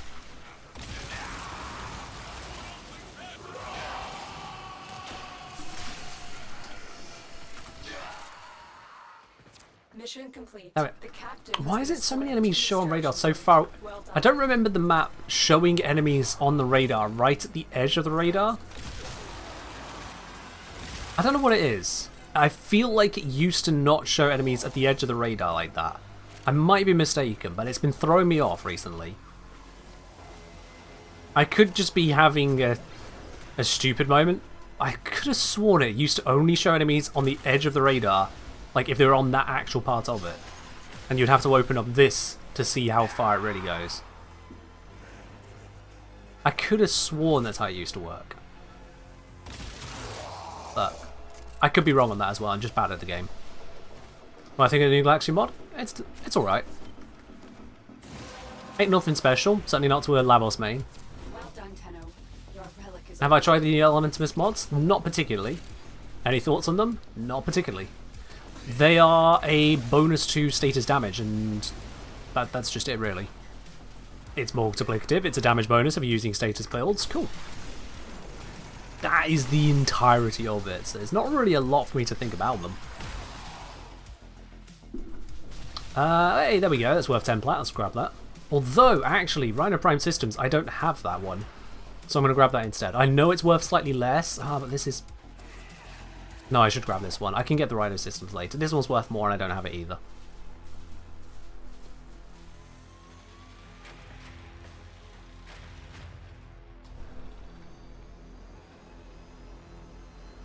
They were saying, I definitely have the enemy markers escaping minimap in the corner. When you say escaping, yeah, so they would be off the minimap, not stuck around the edges, right? They would be off the edge of the minimap.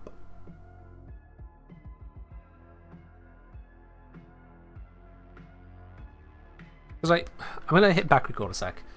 Let's look back at this so I can just explain what's throwing me off here. Why do I have a... I'll come back to that later. Let's just grab this real quick. Here we are. So, we got our situation, and you can see in the minimap here, you can see the enemies just clustered around the edge, and you know they can't all be lined up there. I don't remember enemies being so marked on the map like that. Should only show within your radar. I'm supposed to have a large enemy radar. That's part of the design for Lavos I normally go with, is having a large enemy radar to see where it is. But I could have sworn they never used to be quite so oppressively filling the minimap edge like that. Someone saying that changed when they changed the vertical range of the radar? Yeah, it was probably connected to that because they did just change that, and I don't think that was ever documented. Yeah, you'd open the bigger map seeing spawn points, yeah. So my problem with this is that it doesn't indicate that they're off the map. It just indicates that they're in that direction from me. So it looks like there's a whole row of enemies here, but they're actually nowhere near me.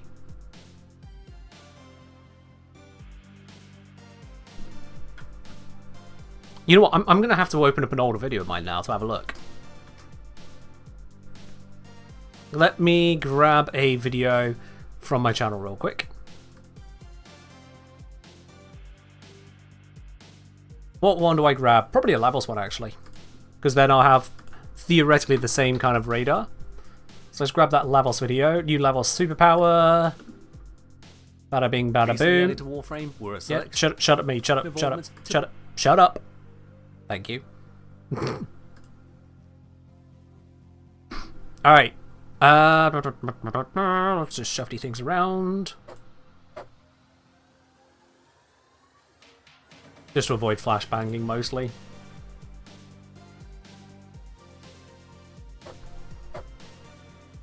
Okay.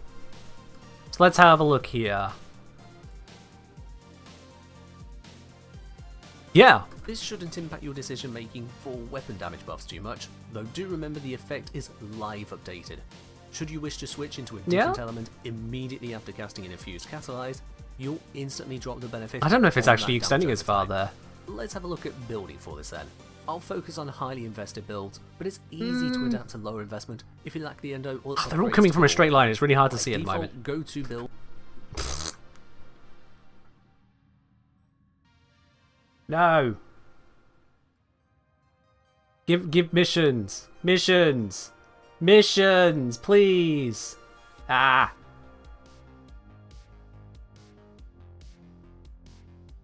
Okay, apparently I've chosen the worst video to check. At the base, you'll Yeah, look there. Look. At the top left here. the infused element really matters for using the valence formation buff. So, as they get to the edge of the screen, they vanish off it. Or is that just my enemy radar kicking in? That might be my enemy radar kicking in. Or kicking out at that range. Buff. At the base, you'll It's really hard to tell. It's hard to tell. Let's switch back out. Would looking at VODs be more helpful? I don't really want to dig through all of my VODs. I was looking at one video quickly there, but yeah, we'd probably have to dig into VODs to verify. It just feels off. And I'm finding more and more things that EDA are changing without announcing and without seemingly good reason for it. Yeah. Because here's another one for you guys. Here's one I came across earlier. You may not be aware about this, but for those of you who are, well, just for all of you really, in Warframe, enemies have a base level that they scale from. So like the trooper here, it doesn't say anything here, but it has a base level of 1. So it starts at level 1, it can spawn at level 1, and as it levels up, as it gets level 2, level 3, level 4, its hit points scale up, its armor scales up. That's just how it works. For some enemies, for some enemies, like for heavy gunners, they have a base level of 8. This means that they only start scaling at level 8. Prior to level 8, they're just a flat level, flat hit points. They're not even supposed to exist at that level. You only get them in the simulacrum. So these ones, they don't start scaling. Their armor is a fixed 500, their health a fixed 300 until level 9. And then we get the Elite Lancer. Up until this most recent update, the Elite Lancer had a base level of 15. It's the Elite Lancer. It would come in and replace the normal Lancer in later missions around the star chart. And part of the impact of that is that elite lancers would actually end up being weaker than lancers of the same level. At least for the first few levels, whilst their scaling kicked in. But that's not the case anymore. Elite lancers now have a base level of 1. I don't know why that was changed. I don't see any detail in the patch notes for it. But their base level being 1 means that they're now at every single level ever effectively 14 levels higher than they used to be. An elite lancer level 70 is now actually as strong as a lancer level 84 used to be. And so on and so forth. It's a really weird situation, to be quite honest. But there's just these kinds of background changes. And then there's another one. The elite crewman. This one didn't have its base level changed. Instead, if you're able to, go look at the wiki right now. Head on over to the wiki and look at the base shield and health of an elite crewman. Put it down on its bottom level and see what base shields and base health it has. I'm going to do the same on here. I'm actually going to bring it over, so we'll just be a moment on that. Make sure we are set to dark mode so I do not blind everyone. Here it is. So we've got shield 200, health 60 at their minimum level. This is an elite crewman. Elite crewman, shields 150, health 110. It's different. The shields have gone down, the health have gone up. For some reason. Where can you get mag? You get mag from Phobos Assassination.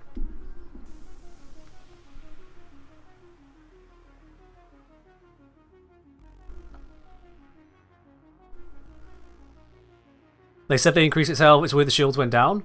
Did they say they increased elite crewman's health? Or corpus health in general? I know they said they increased scaling. But they didn't announce these specific changes, and they didn't announce the change to their base level of the elite lancer. I don't even know if that was intended, to be quite honest. Because it's just not in the patch notes. Out of curiosity, let's see, Juno elite crewman. Shield 200, health 120, and according to the wiki, Juno elite crewman, shield 200, flesh 100. So that's just 20 more health.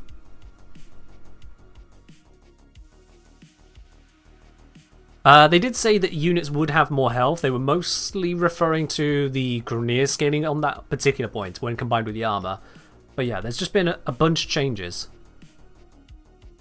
All over the place. It's just weird to me that the shields went down on one of the units, for example. And all of these changes, DE didn't actually say what the changes were. None of them.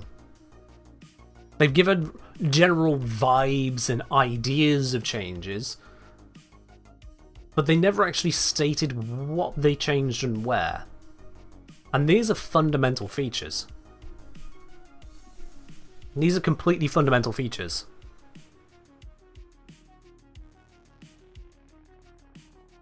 So if you thought you knew an enemy before, you don't now.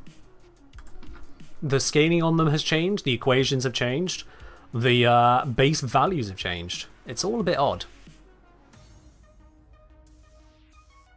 And I don't know why they're just not announcing, like just putting those details in the patch notes. I find it increasingly weird the number of things that they change and they just don't announce, but they will include fixed script error on 02JUL Commons. Like, cool. Alright, that needed a patch line. Fundamentally changed the hit point scaling of elite crewmen? No one needs to know about that. Change elite lancers to have base level 1? No one needs to know about that. They'll figure it out. Yeah, confusedly. Why are some frames like you already considered useless? She's not considered useless. Who are you speaking to? Is this still the case with recent changes? No, it's not the case. No, Urania is not useless. Now, you might be looking at these details I'm pointing out and going, okay, it's not that big of a deal, really. It's not that big of a deal. The Elite Lancer now, at level 15, has around about 1,000 effective hit points. Whereas previously it had... Let me just have a gander. I had it in my notes.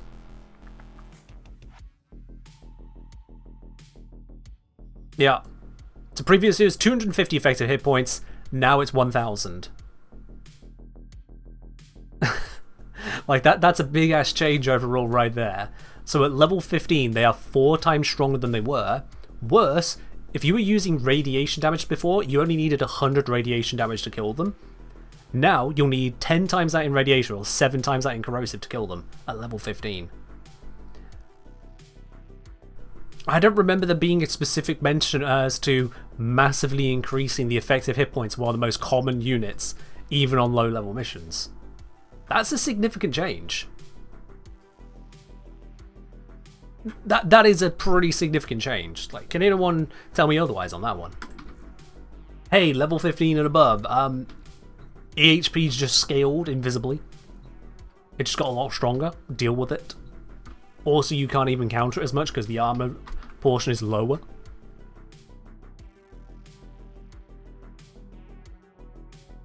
King Goblins, looking at the patch notes, can confirm that they only announced more health and Grenier and on general scaling, not on base corpus. Thank you. I appreciate that. Is this bad for new players? It's not necessarily bad in itself. There is a common consensus that very early game is an absolute cakewalk. It is a complete cakewalk. Until you get to like Saturn, the enemies are just complete pushovers. However, it does mean that the difference between Ceres and Saturn, which is where people suddenly hit the first wall of, oh, I need to start modding weapons, that could be an even greater wall. It could even be that the wall they hit might now be Ceres, which is just a bit of a weird one. It's been easy for you at Phobos? Yeah, that's what I'm saying. You were still in the early game. Like, the very, very early game.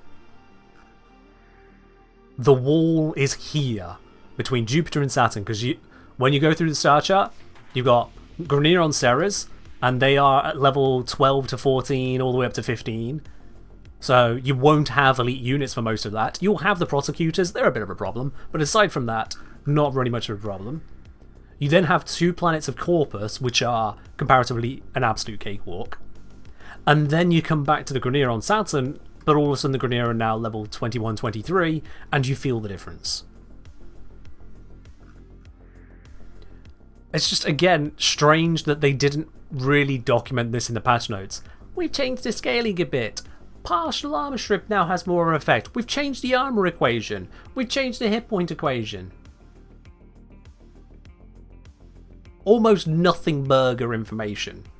If those were headlines on news outlets, I'd probably scoff at them for not giving anything worthwhile to click through on. Oh, they've changed the armor equation. Cool. You gonna actually tell me about this? No? No, we're going to talk about script errors now. Okay.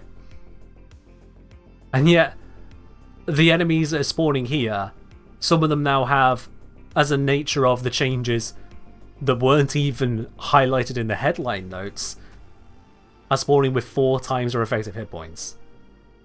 That's a big damn deal. And I'm going to be looking further into this and gathering all the different changes, all the different details. It's a problem that I've discovered that there are going to be more changes than even what they've documented, which makes digging even harder. Because basically, there's a lot of enemies. There are a lot of enemies. Which ones did they change? Which one now has more hit points at base level? Does the Elite Lancer have more hit points at its base level? No, it doesn't. Oh wait, yes it does, because they changed what the base level was. Shit. Okay, has the Trooper changed? Well, it had a base level and base armor and base details before. I'll have to refer to the wiki, and hope the wiki still has the older information. If not, I'll need to look at version histories of the wiki, or version histories of my own spreadsheets if I have some of these units recorded. That is the issue with a lack of patch notes that cover those details. I then need to bring up historical documents wherever they exist elsewise to try and figure out what the changes are by compare and contrast this arse backward way. going through it bit by bit, each individual enemy. Be real with me, is this what you think is the best way to spend my time? Verifying the details D forgot to tell us. Have they released a new enemy armor formula? They have not, no. However, with the help of some people in the community, we have figured it out. Enemy armor, at least for the enemy armor value, once they have a given value, they will always spawn with an armor value between 200 and 2700. If they would have had lower, it's brought up to 200. If they would have had higher, it's brought down to 2700. Then, for the actual damage reduction that applies, it no longer uses the 10 formula. As stated in my elements guide, the damage reduction from armor on enemies is their armor times by 3, square rooted, and then divided by 100. So say if they have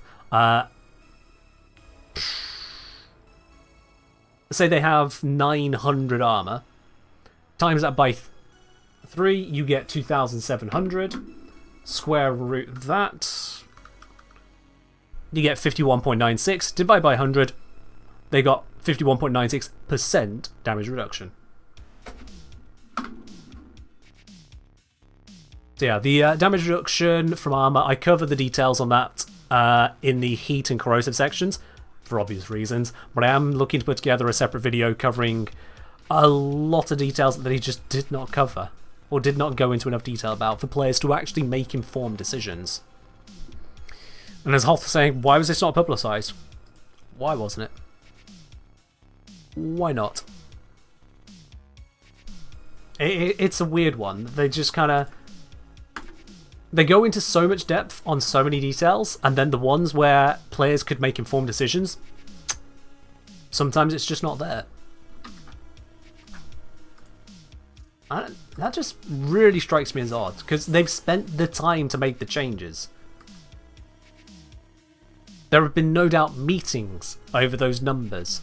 People have had to figure out and finagle different equations and values. They've had to test them out to figure, is this too strong? Is this too weak? Does this meet with the metrics of what we want to achieve?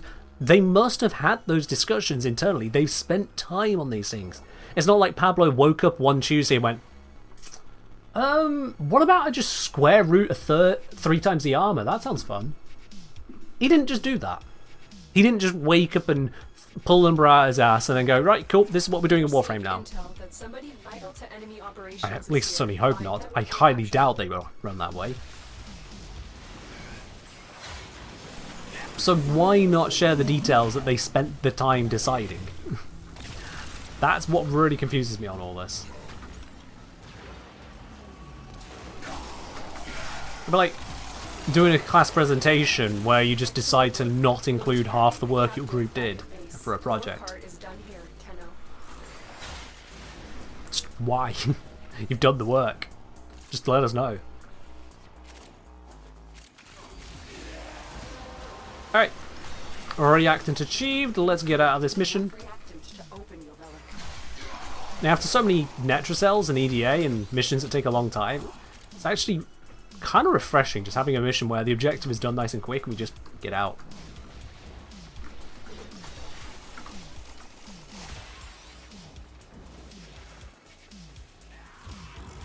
It is Raptor, yeah.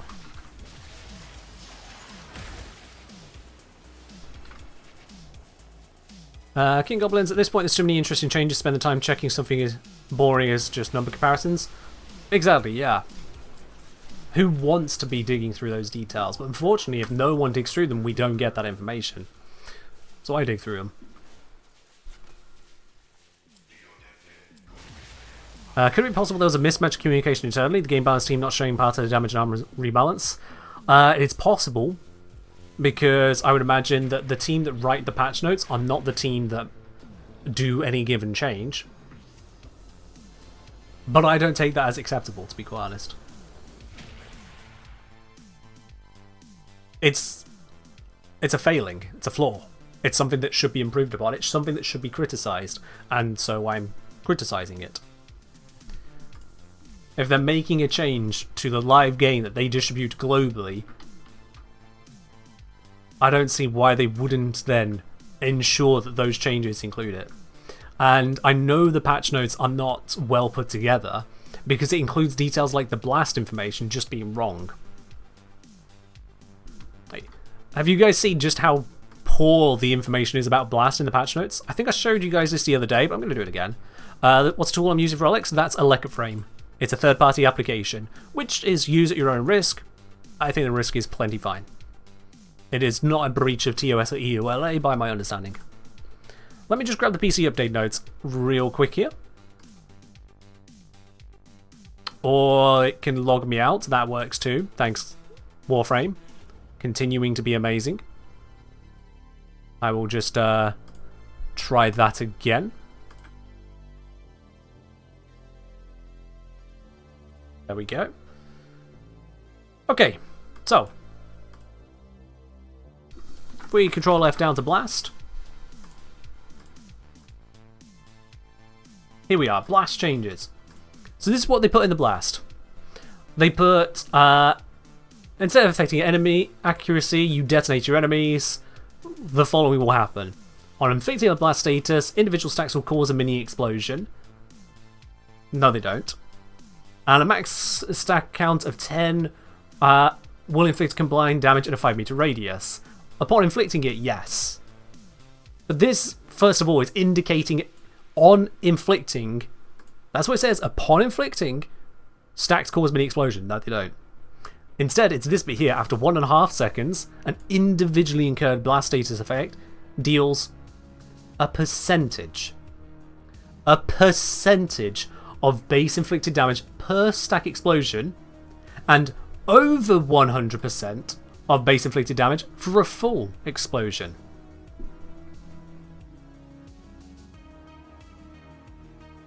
It reads like the person that wrote these got told the numbers, forgot to note them down, and went, I'll just put a percentage, and the players can figure it out.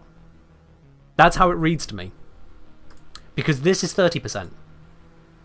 It's not a percentage, it doesn't vary, it's 30%. And this isn't over 100%, while technically that is correct, it's 300%. It's just a figure.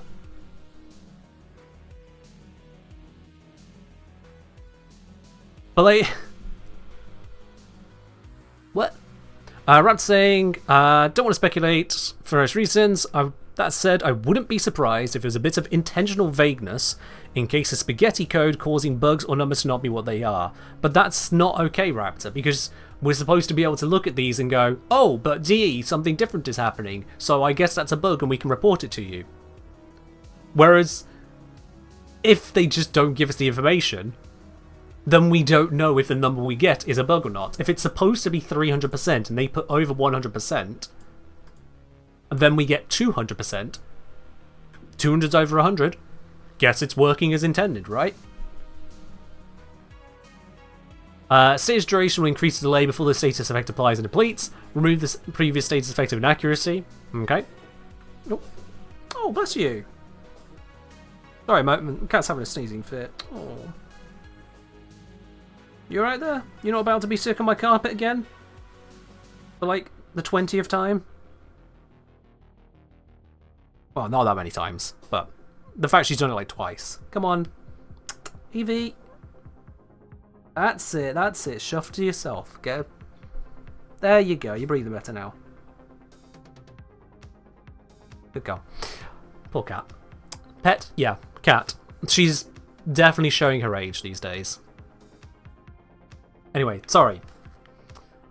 Now, I wonder if any of you can successfully point out what is missing from this. Aside from the fact that it doesn't even say the percentage, and says over 100% when they could just, for fewer words, just remove over and just put 300%.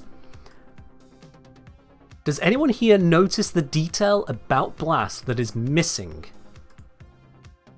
And this is a pretty crucial detail about Blast. Do you notice the one that is missing? I'm going to give you all a moment on that. Let's zoom this in a bit, you know? Help you really see the information. What's missing here?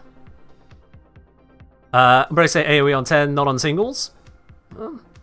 the explode when you reach 10. No, they do say that on max stack, a counter 10 will inflict combined damage in a 5-meter radius. They do have the default status duration, 1.5 seconds.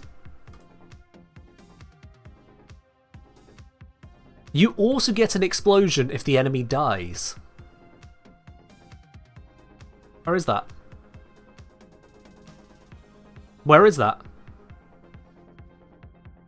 If you kill the enemy whilst the blast proc is on them, they explode.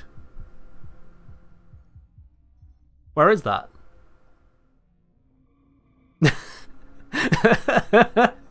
Where's the information?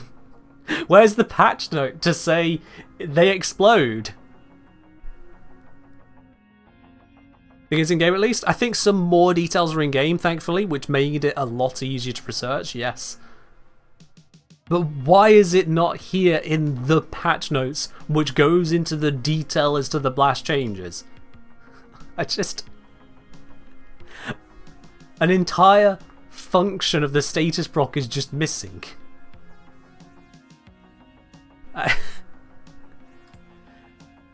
I want to be positive about it, but like, I look at things like that, I'm like, hang about.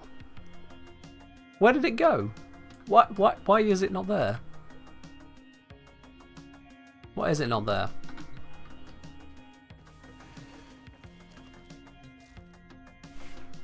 You just hope they release a path for the patch notes at some point? Or patch for the patch notes? I just want them to decide if they're trying to share the information or not, and if they're not, like, be honest about it, they're just hiding info. Because the in-game information, if I take off that, Blast here deals 30% of base damage after 1.5 seconds as an explosion. First of all, not an explosion, it only affects a single target.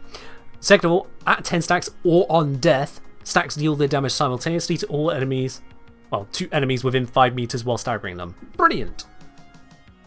Does it look like that is a really long line to include? Hey, no worries, Air Master. Take care.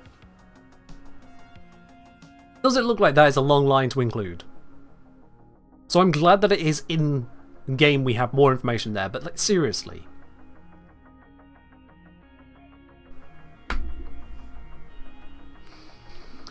What's the best combination of mods on melee? You have Toxin and all 3 elements. Toxin is an element.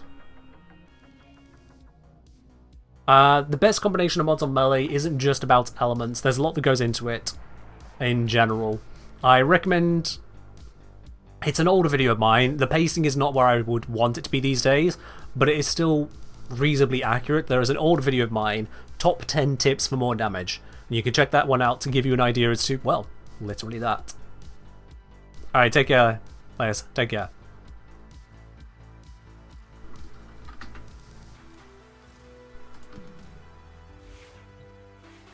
Okay, so we got a couple spaces in the squad now. If anyone else would like to join in for a little bit of relic cracking, we can get back to that process now. So just send me a message in game, the Kengineer. I'll bring you on into the squad. Let's close out the tabs of those who have left us or were not in the squad. There we go. Send me a message in game, bring you in, and crack a few more relics, get some good stuff going. I'll try not to rant too much again. I'll try. Just giving y'all the context as to why it might seem like sometimes I spend longer digging up the details than you might hope. It's because DE just does not give them all sensibly. And I really don't understand it. I think we still don't even have the drop tables for the relics you can get from the Duviri portals. Not relics, arcanes from the Duviri portals. They're giving us the list, but not the drop rates. And again, I don't get it. Oh, you got very different in-game and out-of-game name. Fair do. Really, come on in. And gaming Pepper, come on in. So, little too slow on the draw. Ah, you're killing me, dude. You're killing me. Sorry, man. There we are. We got our squad. All right. Let's go Axie Capture. And I've still got some S3s to burn through. Let's get the high value out of them. Boop. Yeah, so you can, yeah.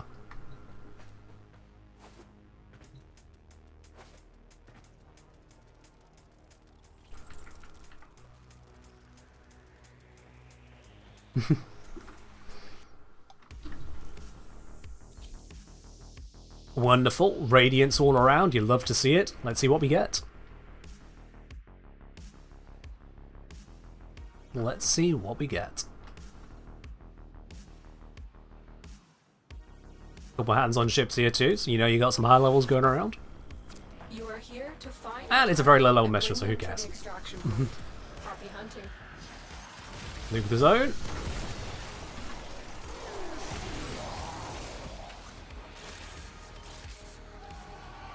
Grab all of these. Mission complete. The Seriously, how captain much has been escorted to the radar we extraction got? point. Well done. That's still bugging me. That is still bugging me.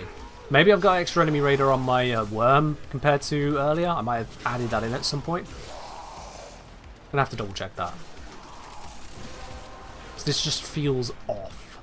You have collected enough reactants to open your relic. Oh, that's not the way out. Okay, thanks, waypoint. Gonna have issues today with that, are we? Yup. Where does it actually want me to go?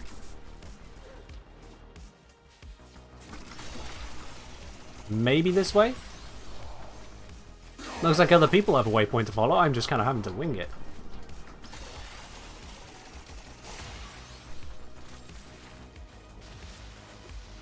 Okay, that was unfortunate.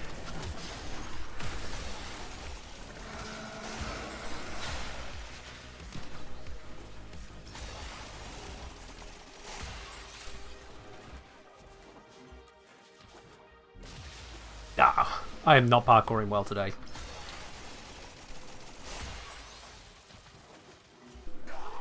Like, straight into that corner. Ugh.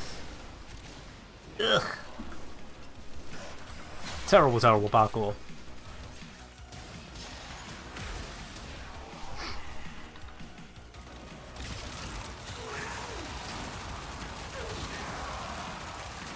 And we're grouped. Alright. Next piece. Oh, but Vasto piece. I'm gonna take the Vasto piece. Also, that flickering is really nasty. Ugh. For those of you with photosensitive epilepsy, I apologise. There's nothing I can do about that one. The flickering is gone now.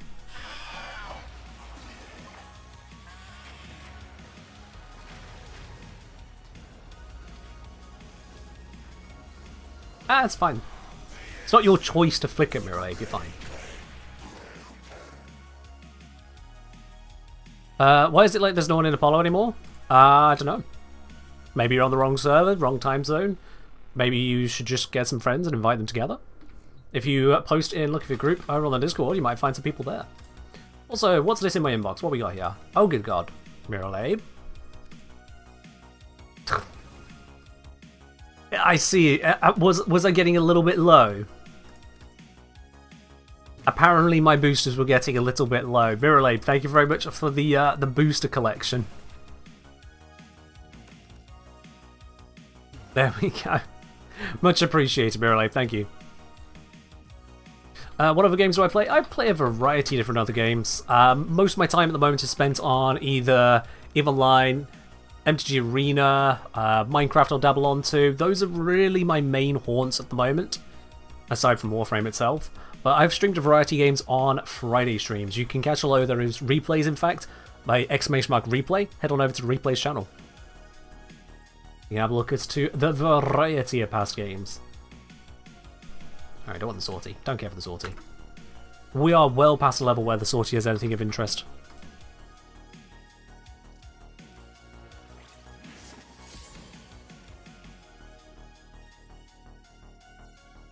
Human Lines a spreadsheet with GUI, says someone who clearly doesn't really appreciate what the game has to offer, but sure, why not? Do sorties give more reward on Steel Path? No, because you can't do a Steel Path sortie. EDA is basically the Steel Path sortie.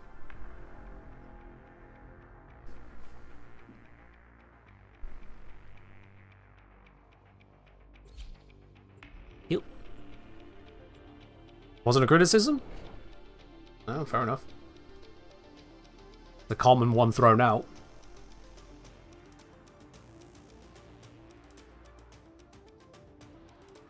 Do I have any interest in Last Descendant? I actually don't know. I've watched a little bit of a couple different streamers playing it, and I'll be honest, I just don't see anything there that appeals to me.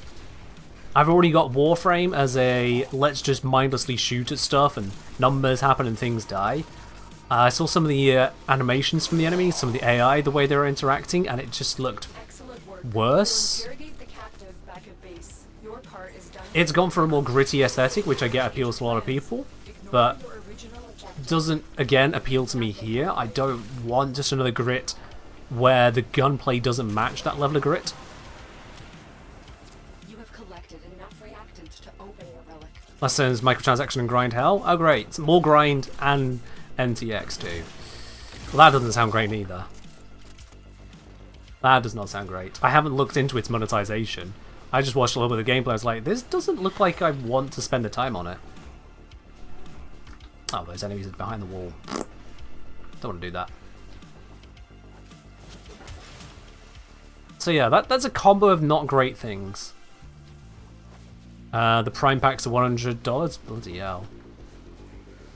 I wonder what the farm time for that in-game is then. Warframe, but pay to win? Ugh.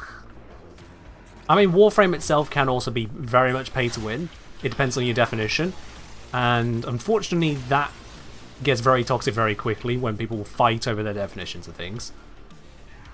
Warframe has a strong pay to win element. I mean, look what happened just moments before this mission. Mirrorlab paid for me to have 4 30-day boosters. I'm now getting double the affinity. I'm getting double the credits. I'm getting up to 4 times the resources. Paid. Is that not pay to win? Is that not pay to win?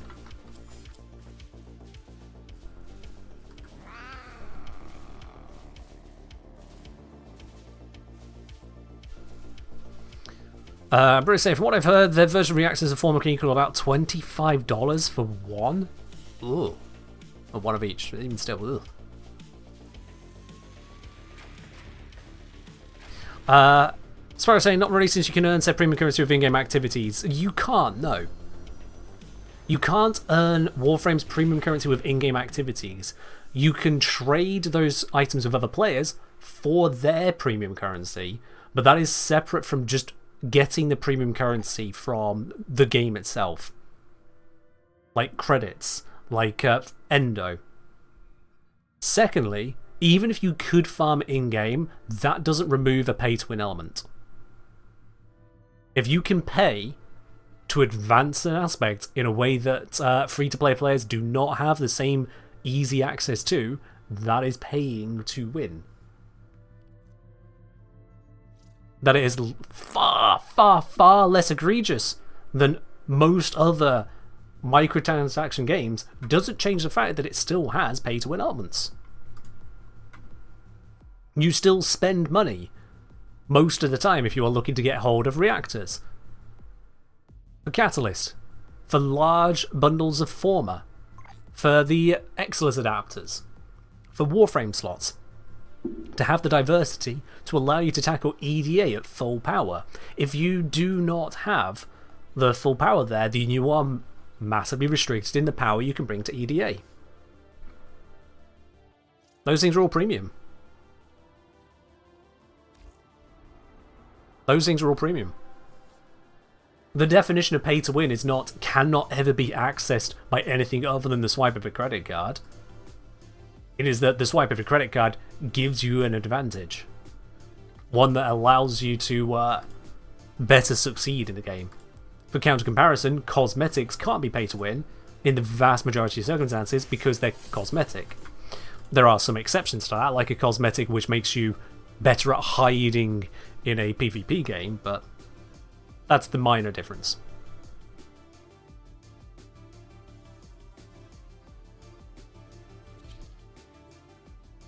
Ads? Yeah. You can pay to win against those.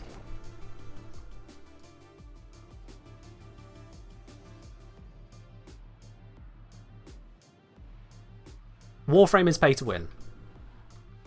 It has pay to win elements. However, saying Warframe is pay to win is unfair to it, because that implies that it's only pay to win, and that is not true. Even before I was a creator, I hadn't spent money on the account and was doing plenty brilliant things with it.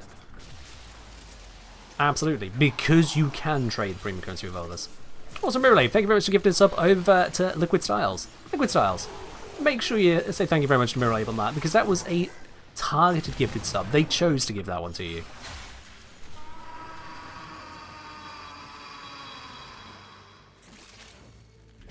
Yeah, Liquid say pay to speed up, it's not pay to win. Yeah, it is.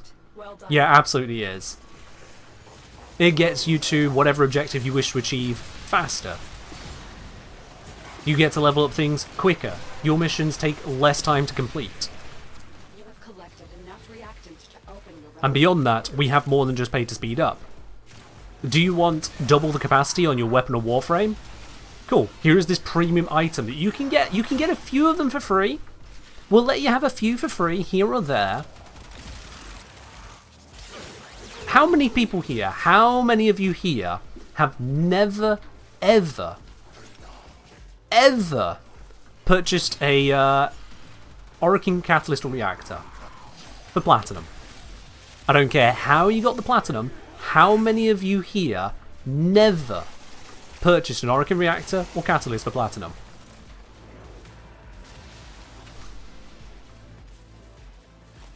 You want to spend a penny? I'm not asking about pennies, I'm asking about Platinum. Ooh, Cinder Piece. Alright, the Momic. How many things do you have an Orokin Catalyst or Reactor in? Atron, same question to you. Wizard Tortoise, same question to you. Robin's Whelm, same question to you. Lobelia, same question to you. Tantrum, same question to you. Novabass, same question to you. How many items do you actually have invested in then?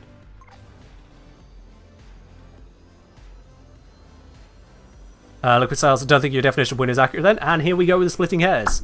How do we define winning? Yep. How do we define winning?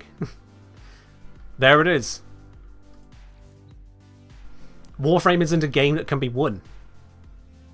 There is no win. So how do you win? And if you can't win, how do you pay to win? Uh-oh. We found ourselves a definition issue.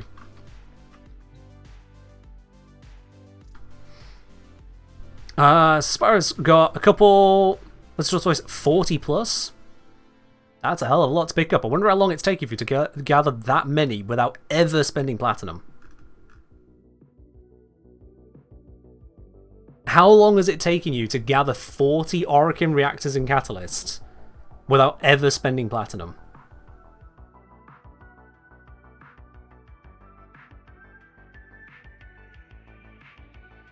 Been playing over 7 years? Yeah, there we are then.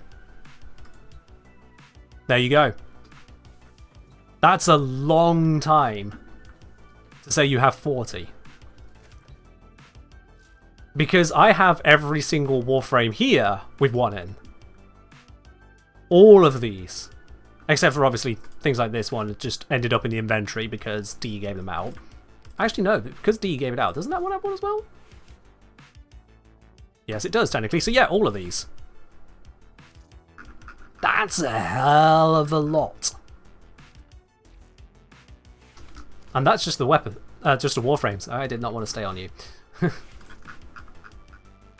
There are probably like 60, maybe 70 Warframes here.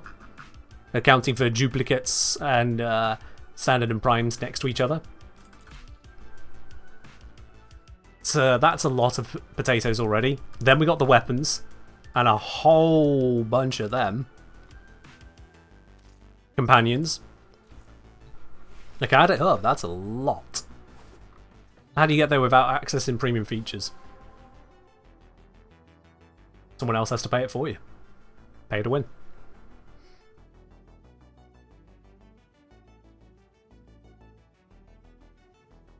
Snoopy Smile, so definitely spent several thousand plat on Former, the MR grind is real. Mm-hmm. Pay to win. You paid to access that grind. Or to bypass the grind of getting those Former and waiting for them to construct. You were told a code for a Warframe that gives away an ephemera. Can you say it here? Is it a public code? Is it one publicized for people to use completely? If not, please don't share it. You're not supposed to, don't. Budruk Revenant. Apparently this is a valuable one. Ah, but it's about as valuable as the others, to be honest. Ain't worth investing at that point, so I'm just going to equip it.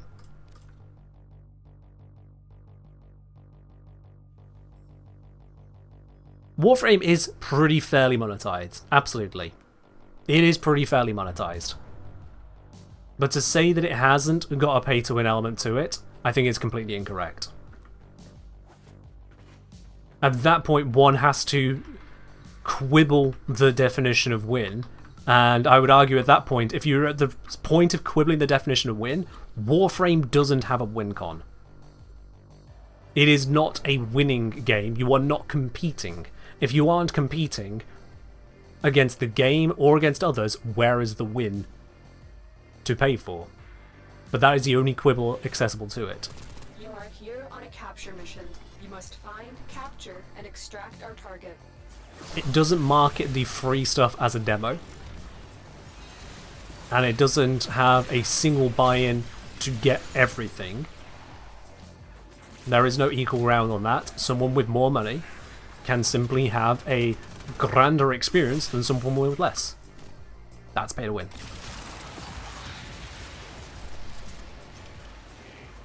Spyro saying, Kenjiro, I believe people refer to pay to win as the user themselves spending their own money to gain an advantage. Okay, so, I mean, you've chosen a specific definition there. And this is where pay to win becomes a problem, because, well, pay to win is pay PFY to win. Pay for yourself to win now.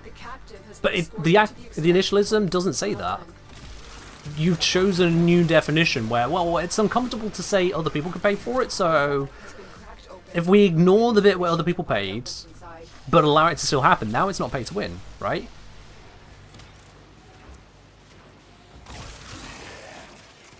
Do you think that's a real fair assessment? To say, oh, if someone else pays for it, it's not pay to win. If someone could pay for it, it's not pay to win.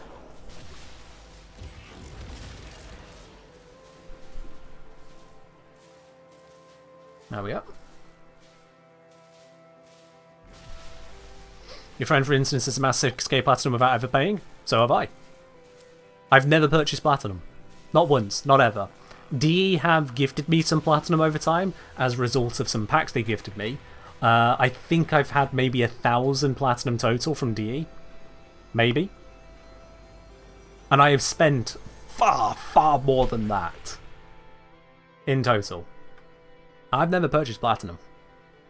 But that's because I've been able to play so long, farm so much, and sell so much. My mission time isn't exactly a small amount. It's not small.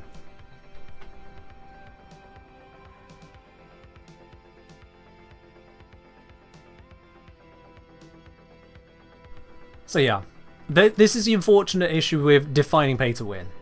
And because there are such egregious versions of pay to win out there, which are a complete order of magnitude worse than Warframe, don't even try to assume I'm comparing the two on equal footing. Keep that kind of BS to politics, and then also take it out of there, because that's dumb too.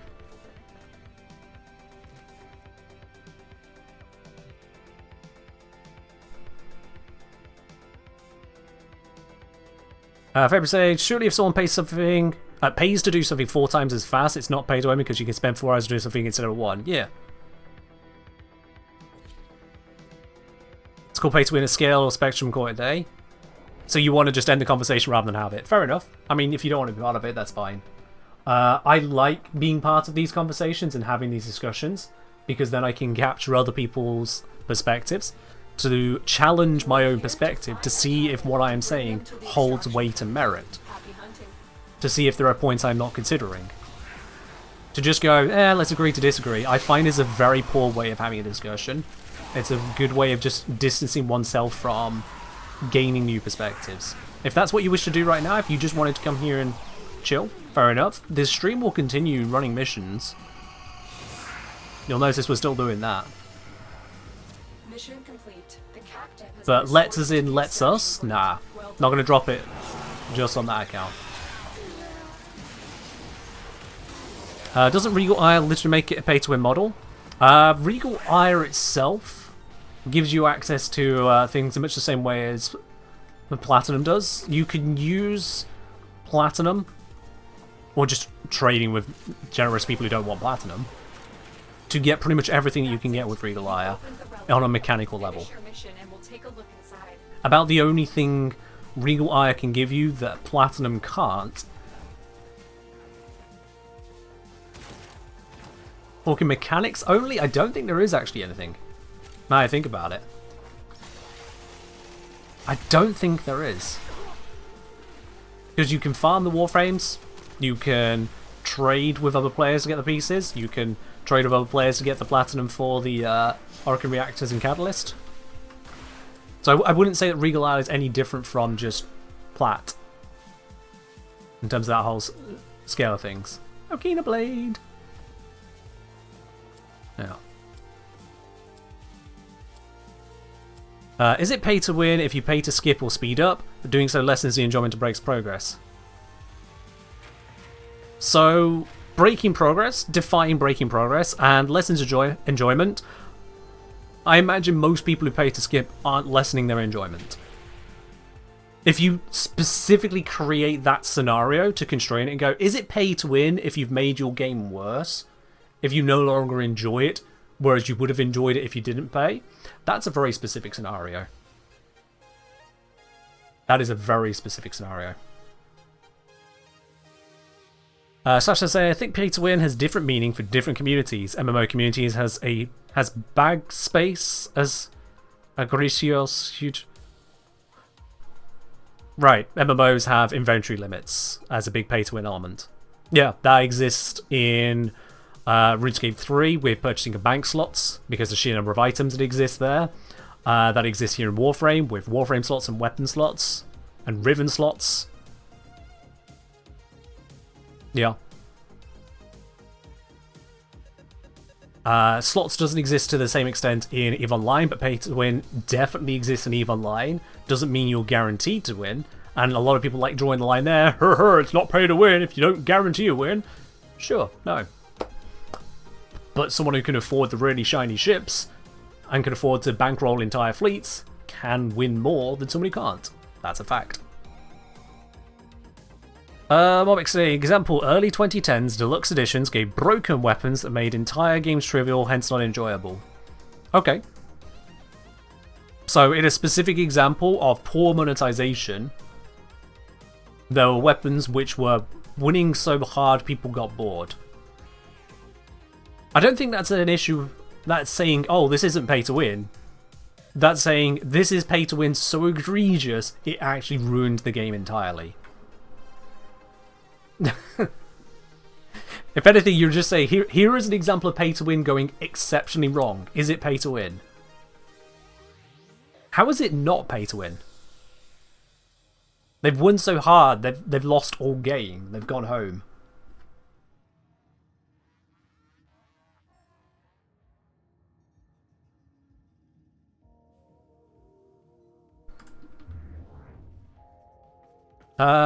Acheron saying, I play ESO, and without the craft bag, my inventory and bank are both completely full. I'm a horrible pay to win. Yep. It's nickel and dimes. Because of microtransactions, the whole lines have been blurred. All throughout. You are here on a capture mission. You must find, capture, and extract. There's not our just target. hey, everyone's on an equal playing field, buy in, here is the game. Certainly if there's competitive elements, or access the ability to play elements, if it doesn't just outright say, no, you can't partake in this, because you haven't paid, pay to access, or pay to play, if it's, oh yeah, you can do this, yeah, go ahead. Oh, but that guy who gave us some money, oh, he's got a lot easier job with it. That's pay to win. If it's not pay to play, But paying makes it easier. Paying makes you better at it. It's pay to win. The captive has been escorted to the extraction point. Well done. I don't see how it couldn't be. Question, is it still possible to get those void hands for the lander? It wasn't just from the event, no. If you do the 60 eyes boss, that is, you do Steel Path, Assassination, and you go for the extra eyes to do the ultra hard mode of it, then you can get the hands. Would the Necromech be a good example of your model? My model? Not sure I follow you on that one.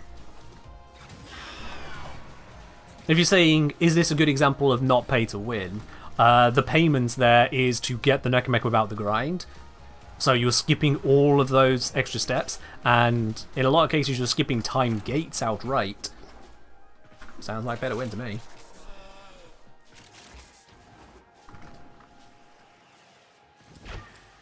It's not pay to play, because you can play for free.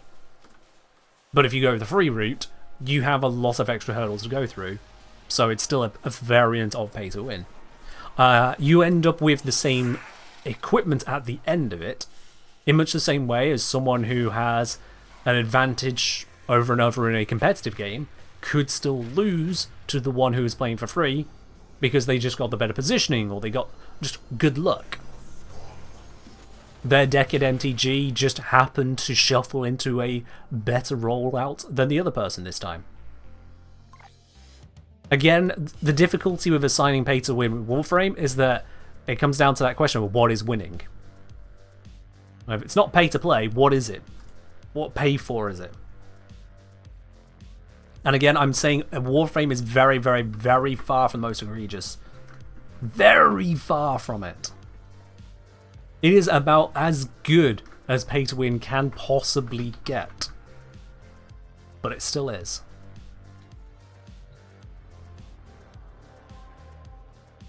By the time you hit Mastery 2, you can trade. If you have the Platinum to trade, you can purchase full max rank mods.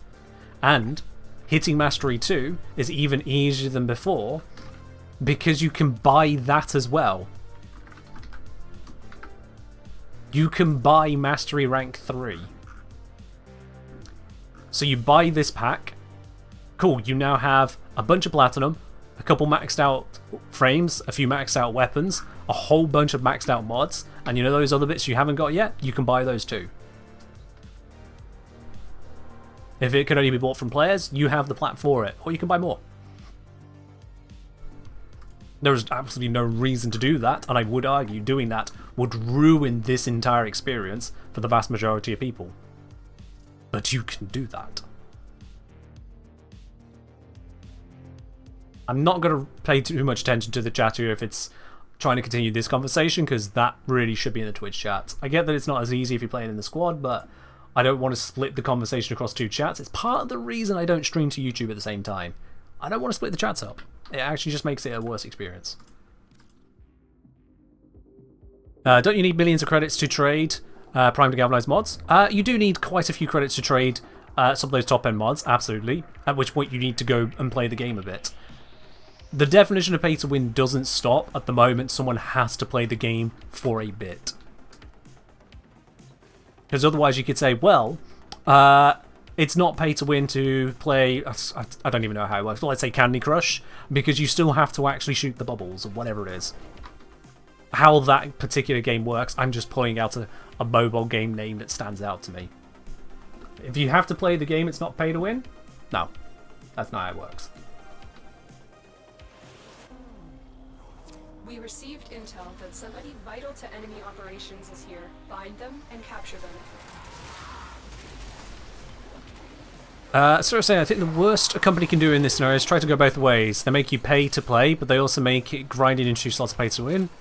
Yeah, Evil Line definitely fits that description. Evil Line definitely fits that description. Because it's a subscription-based MMO. But also it is, its monetization allows you to purchase your way into just opportunity, power, access to things that other players are going to have to work hard for. There's still plenty you can't purchase outright. You can't just buy a star system. but you can certainly fund the fleet that is going to take control of it.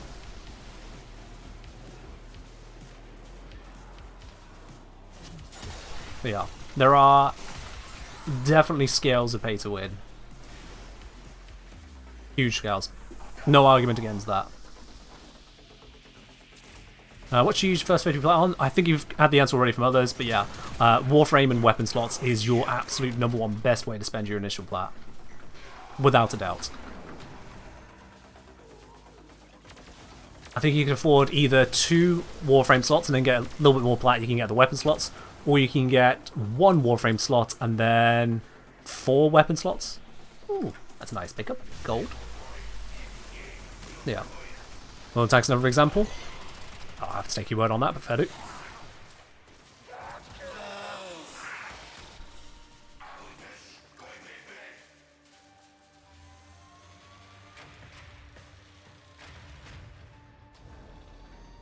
Plat 2 weapon slots done Warframe cost? Yeah, Warframe slot is 20 plat. Just plat 20.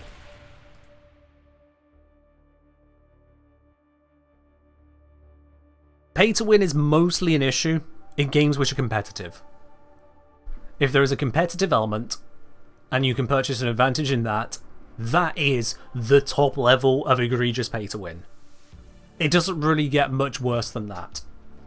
I think a game I came across a long time ago was Dark Orbit, and you could just quite literally buy ships and ammunition that players could barely have a chance at finding for free, and those ships and ammunition just dunked on others. They were just stronger. They were faster, they had more hit points, they would deal more damage, they were just better. It was ridiculous. The only access from the free route to those items was, if I recall, some auctions. Where these auctions were not only blind auctions, you couldn't see what other people were bidding on the items that the game developer had up as an auction. Your bid was spent whether you won or not.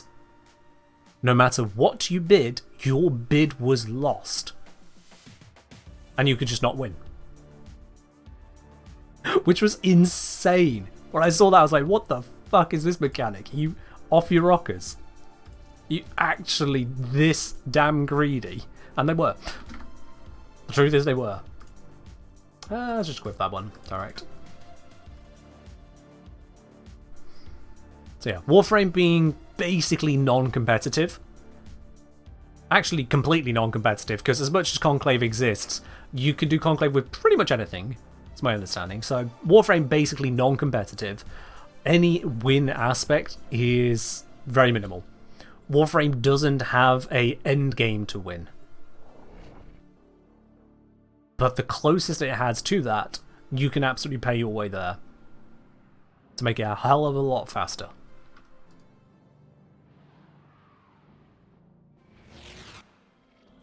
You are here to find our target and bring them to the extraction point. Happy hunting. Yeah, Liquid Styles, yeah. I don't know anything really about tribes, but what you're saying there is, again, the same thing. New item comes out, it's overpowered, those who pay for it, dunk on those who didn't. Yeah, that's top tier. Top tier pay to win right there. And it's disgusting, quite frankly. That takes away the game. That is the equivalent of doping in sports. Straight up. Excellent work. We'll interrogate the That is the equivalent of ignoring whatever regulations, or having regulations written such that, say, your Formula 1 cars can just bypass certain limitations, just achieve things that other competitors simply can't.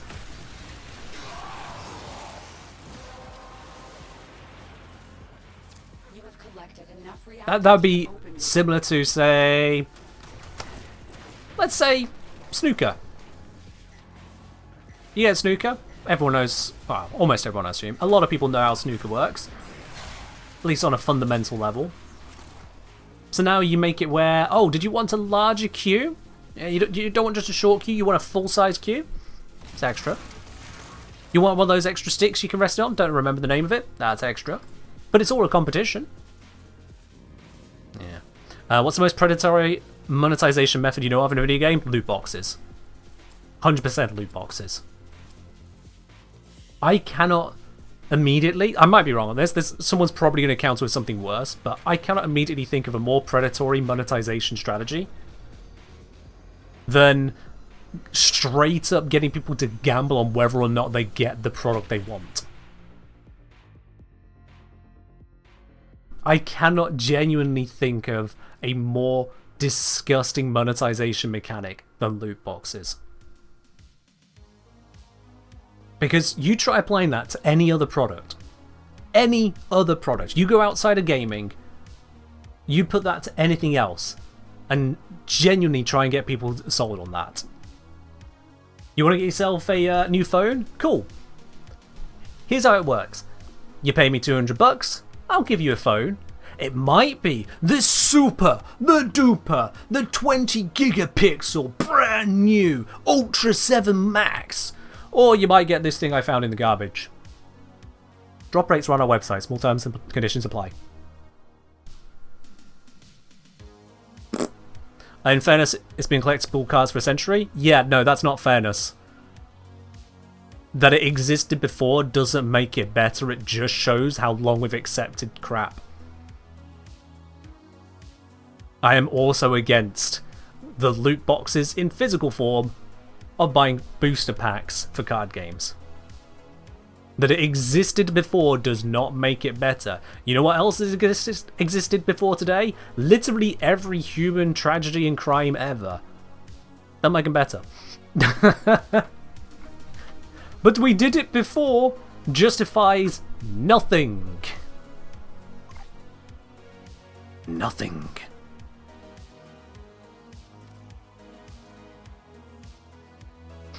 We never received the rates of Legendary Arcanes and Lloyd boxes. Correct. Legendary or otherwise.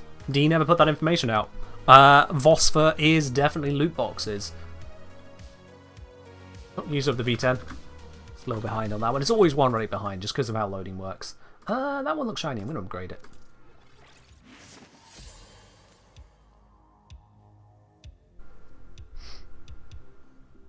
You print your MTG cards? Fair enough.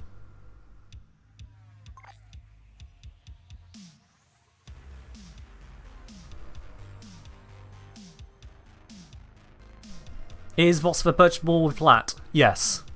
Because you can purchase Arcanes from other players with Platinum. So yes, Vos4 is purchasable with Plat. Zom, you'll come across opinions all over the place. Battle passes are far less of an issue, because a battle pass, you see what you get. If there's not a random item in the battle pass, you see what you get. You are here to find our target and bring them to the extraction point. If a game wants to put up an item, or if a game says DLC for this game is £3,000, frankly, very few people are going to buy that. Why would you spend £3,000 on a DLC? That's insane. But if that's just what the program is, there's nothing special to it. There's nothing stupid about it. It's just they put in so much effort, or whatever their justifications, they think it's worth selling at £3,000. Okay, you know what you get. You know what you get. Job done. Thanks, Lotus. I love the change of plans.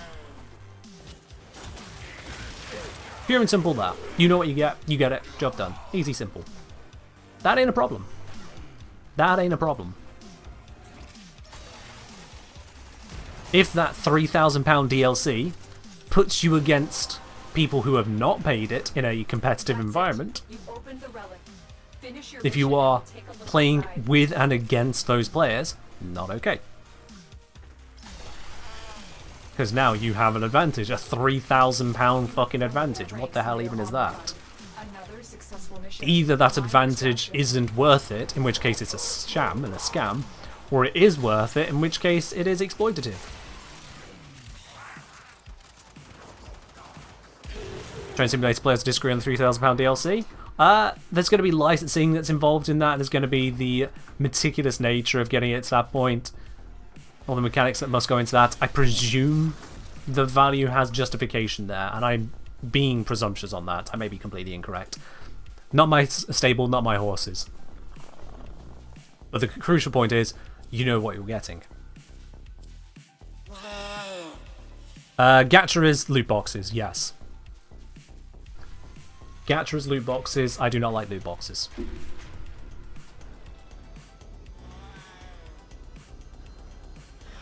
Fair enough, Agia. I won't proclaim to know much, if anything, about how Train Simulator is monetized and constructed. Never played it. Have no intention to.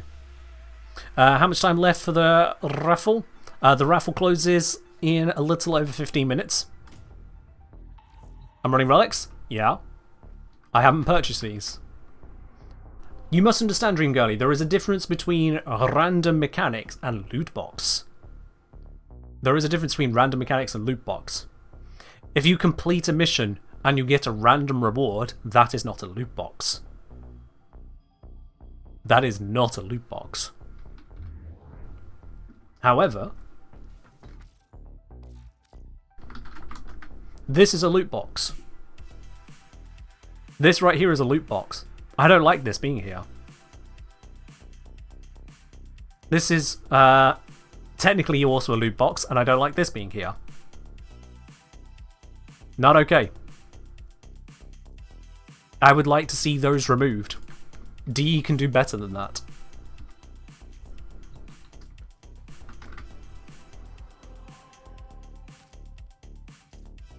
What's the red one? The red one is Requiem Relics. And again, the loot that you get out of them is random. Oh. DE can do better.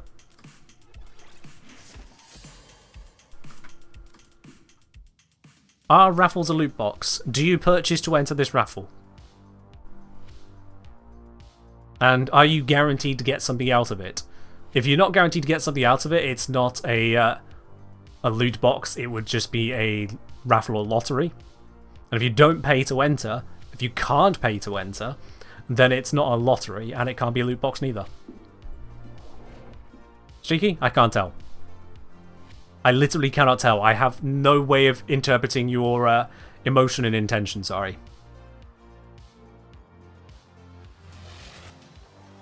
You are here on a capture mission. You must find, capture, and extract our target.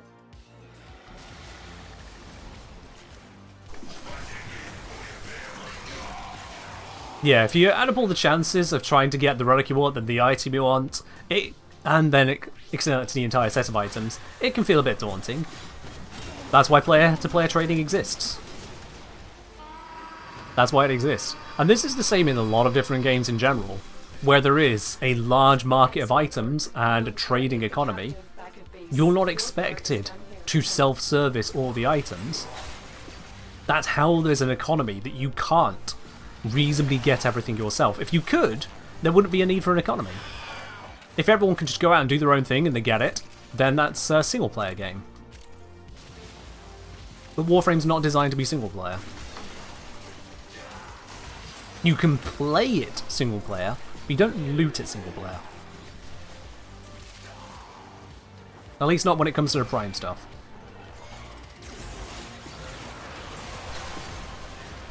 You'll notice in Warframe very distinctly, if something is untradeable, it's meant to be accessible single player.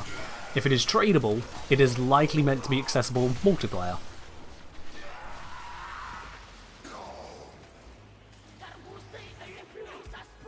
Pretty simple design in that regard.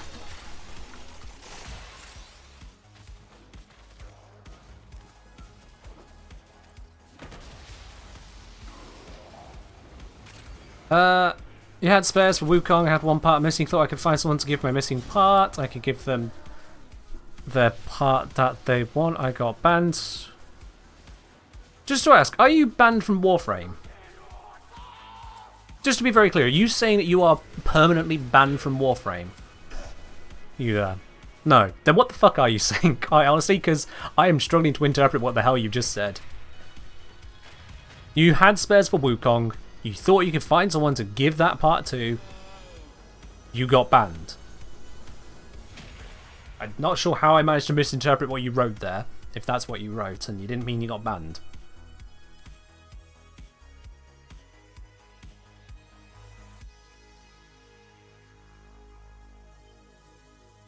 It says greatest limitation of text chat. You can't know the person's tones. It's hard to know all the context of what they're saying.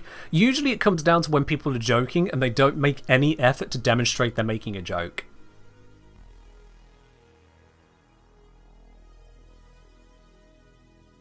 Oh, you were trying to trade in someone else's stream. Yeah, that'll get you banned. If someone says, don't trade here, use the trading places to trade, and you go, no, I'm going to use your stream to trade, of course you're going to get banned. That's called being inappropriate for the place you're in. If you tried turning this chat into your top 5 comedy hits, I'd ban you pretty quickly, yeah. This stream is not the place for anyone here in chat to suddenly take on their own stuff. They said no begging. Look, okay, we're getting into a point where you're trying to defend getting banned from someone else's stream, so I'm going to tell you very simply now, let's not go down this road. Rule 1, don't be a dick. If you try to take over a chat with your own personal issues, I will just time you out. Let's not go down that road, dude. You got removed from one stream, don't remove yourself from another, just espousing how you had issues. I can guarantee you, no one here wants to know. Alright. Let's crack another, shall we? Let's pop this one out. Yeah. If in doubt, check with a streamer, and then when they say no, that's it. Stop. Very, very simple stuff. Hello, Aesthetic. How you doing?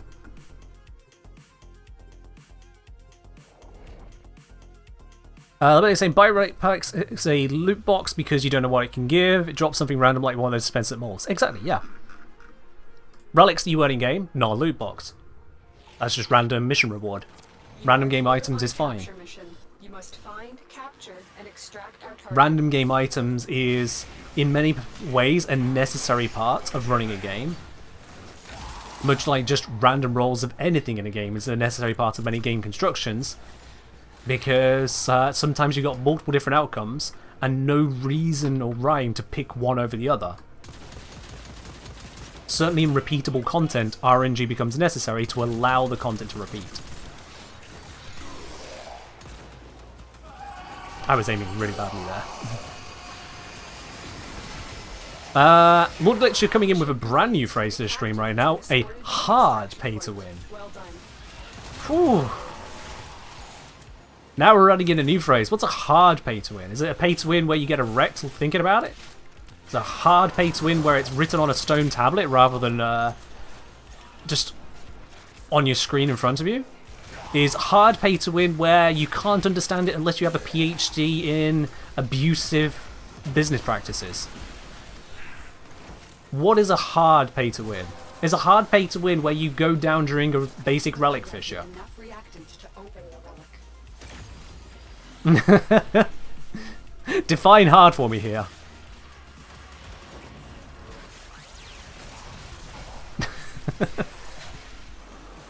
There should be a second boat of raised eyebrow for these situations.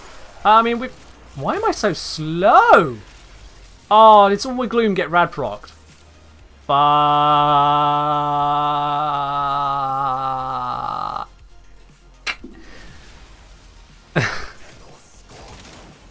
Don't mind me, guys. I'll be at the extraction soon.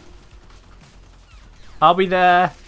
I'm gonna hit every single ledge now because I have no control over how I move properly. Steve said he wanted us to see the melee animations, but we could see them in full style now. Yeah! Swish, swish, stab, hwa, bullet jump, slam, roll. I made it! Yeah! Sorry about cold proc. Yeah, I think someone else got rad procced and they had a slowing effect. Most likely Jade. I think it was probably Jade that got me there. I could be wrong, but it's probably Jade. Or was it the Banshee that did it? Oh wait, no, Banshee piece. Right, we didn't have a Banshee. What kind of pay to win does First Descendant have? I've not looked into it. So I'll leave that to others in the chat who know better.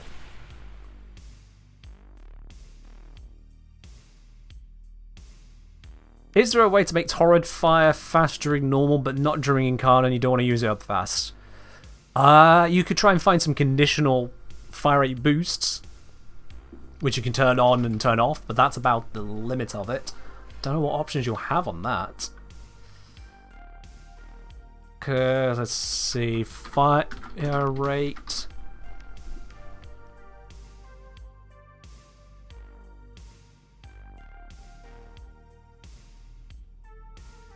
Don't think there is one.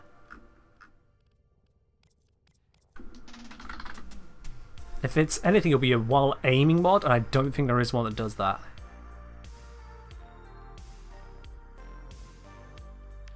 No. So your best option would be a Warframe ability.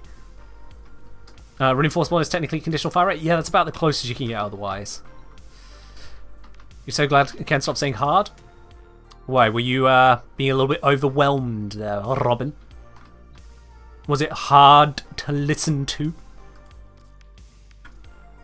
You're not a fan of it being hard? Let's stop.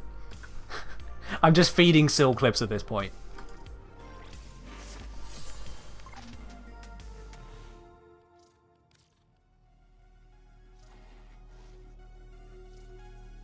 Comet Fury? That doesn't affect Torrid.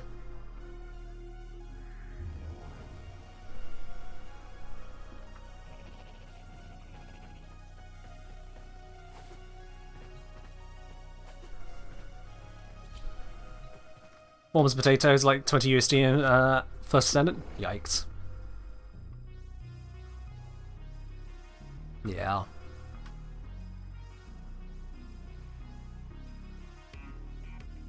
I don't think there's any reason for me to stream it or cover it in a video.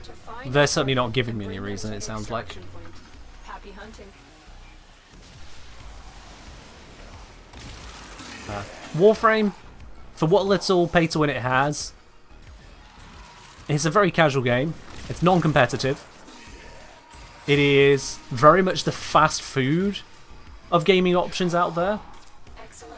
Quick and easy to get into, small digestible chunks. Maybe not the most fulfilling, maybe not the most nutritional as far as gaming substance might go.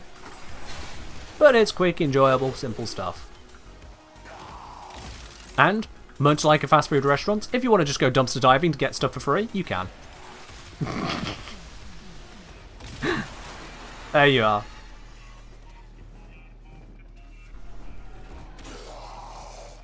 Warframe is a good game? I agree, it's why I stream it twice a week. And make videos about it. And am part of the Warframe Creator Program. And allow them to send me to Canada for their big ol' event last year, yeah, I know. But there's quite a few things that point out, and maybe I actually agree on that one. Oh, that was a lovely dash. Let's do it again. Oh, full length Lavos dashes. Oh. That's what dreams are made of. I mean, just look at that. It's just gorgeous.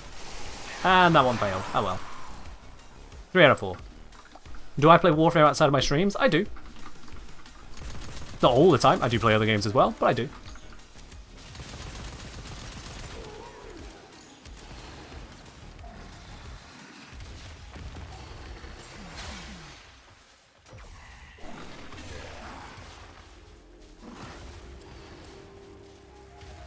Ooh, Atlas piece. Nice. Wait, 44 platinum? Okay, you certain about that? That's a pretty shiny piece right there. Thank you very much, world. Woo! Woo! Alright. Sometimes you get a little bit lucky. 100 ducats. Very lame. So this is Mirrorlabe's pay to win. Mirrorlabe could just take some really valuable neuroptics and just turn it into ducats anyway. Hey boy.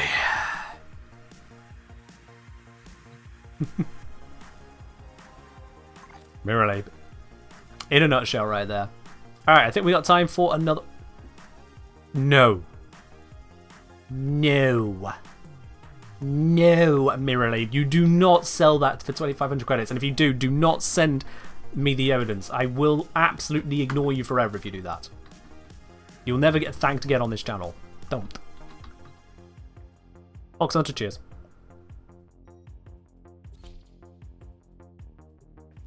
You spent 12 rad relics that as a reward. This one was the first. Hey, not too far behind the expected rates of it. Unlucky, but not terrible. What game genres do you usually play, excluding semi-MMO mission-based looter-shooter? This is the only semi-MMO mission-based shooter-looter that I play. It's the only one. Happy hunting. Outside of that, various games I've played, we've got sandbox in the form of Minecraft, and yet other sandboxes, open worlds, I've kind of gone meh with. I've played some puzzle game. It's like, yeah, not so much puzzle strategy, like Into the Breach. Roguelites, variety of those. They're an easy game to binge. Say like FTL, Into the Breach again, Slay the Spire. Oh, does that guy not been captured? Okay. In terms of deck building, I dabble in MTG Arena, but I won't touch any of the monetized section. I play it entirely free to play because screw their monetization. Refer back to the last hour of this stream. I play a bit of Apex Legends. Played a large amount of PUBG in the past, but PUBG's kind of ruined itself, quite frankly. I mean, Apex Legends has also made a bunch of mistakes, but not as much as PUBG. Let's see. It's a whole bunch. When does one even clock in? I played an amount of Stardew Valley. Don't know whether I'd say a lot or a little, but I played an amount of it.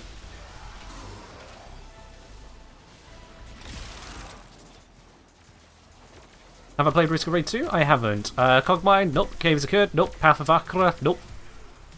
Is there a practical problem to solve in Minecraft? Oh, hell yeah. Farm building. Getting the value out of farms? There's a lot of practical in that. Absolutely. Is it possible to start Warframe as a new character, free-to-play way, and enjoy it? Yes. Yes, you can. If you do not want to put any money into the game, but still wish to enjoy the premium benefits of additional Warframe slots, for example, you can trade with other players in order to get the premium currency.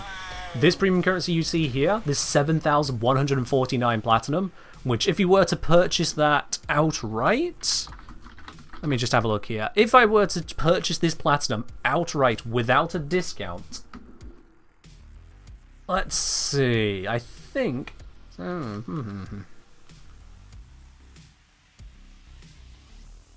would apparently come out to around about £200 without a login discount.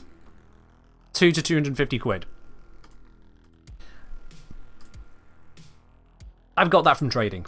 That and many more that I've spent as well.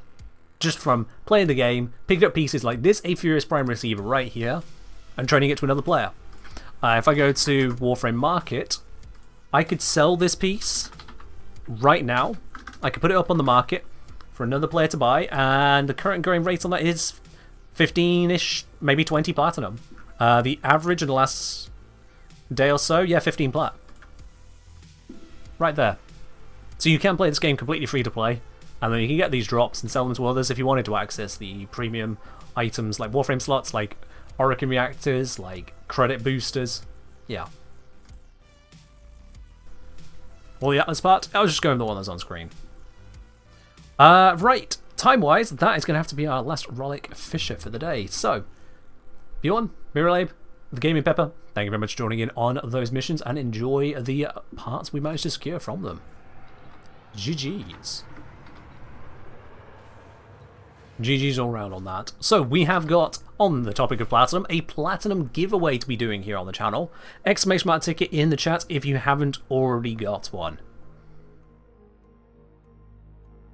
That is 75 Platinum. It can go away to absolutely anyone in this channel at this point in time. Doesn't matter what platform you're on, PC, Xbox, Switch, PlayStation, or mobile. All of those can be a winner, but only one person's going to be that winner.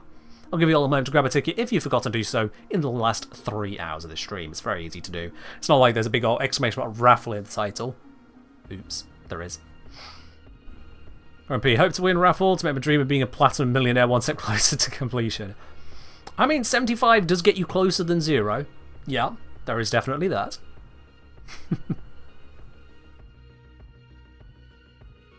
Atron may or may not have failed to grab a ticket. It's always hard to tell at this point. A lot of people just like triggering that command for the fun of it.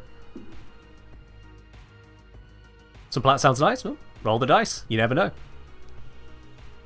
Have I done any more testing on Jade's 4th ability with the strange damage with the IPS mods? Nope, I've passed that over to DE as a bug report. I'm not going to test something very clearly broken any further. I've done enough to say, look, you guys need to have a look at this, hand it over to them. Fair do, Atron, fair do.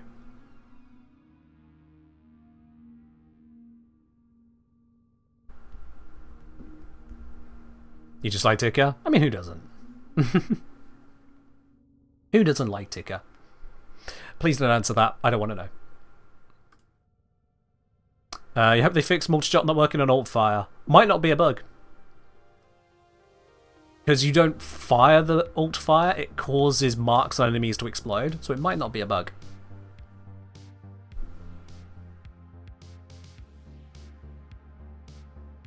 Phase 4 breaks if you helmet off for free. Fair enough. Again, pass that over to DE. They can look into it.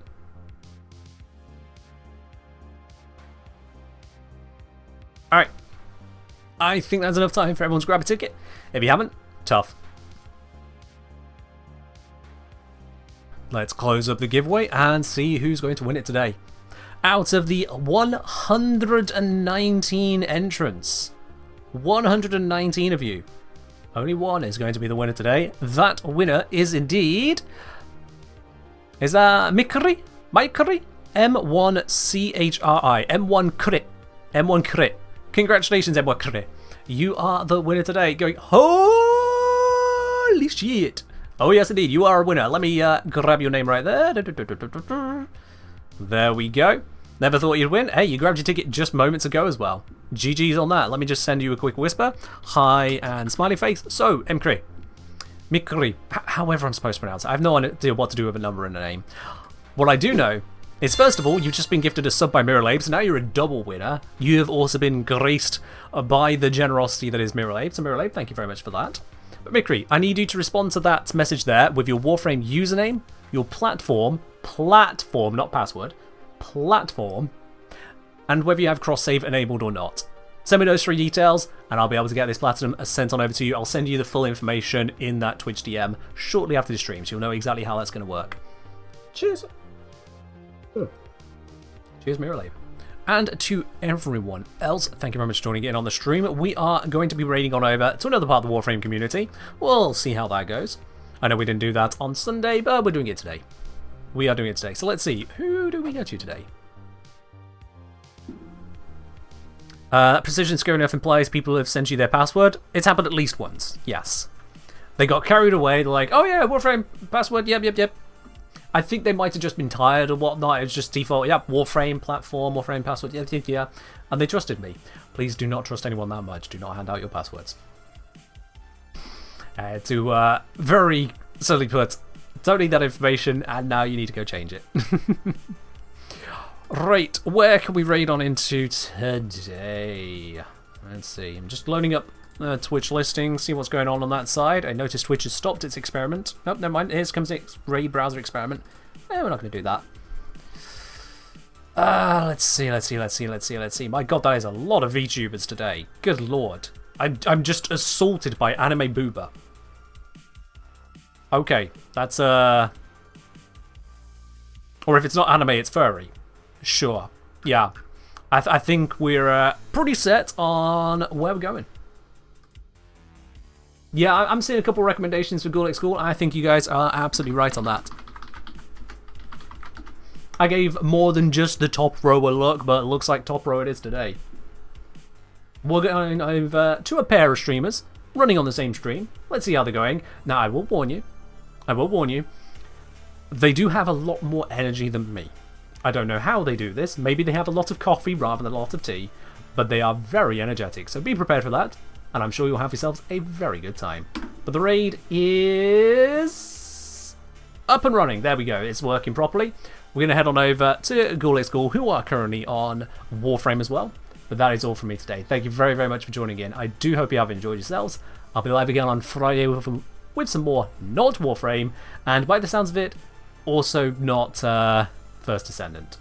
The brother and sis, by the way? Fair enough. I had no idea. Now I do. Alright, let's head on over there. Thank you very much for tuning in. I'll see you next time, guys.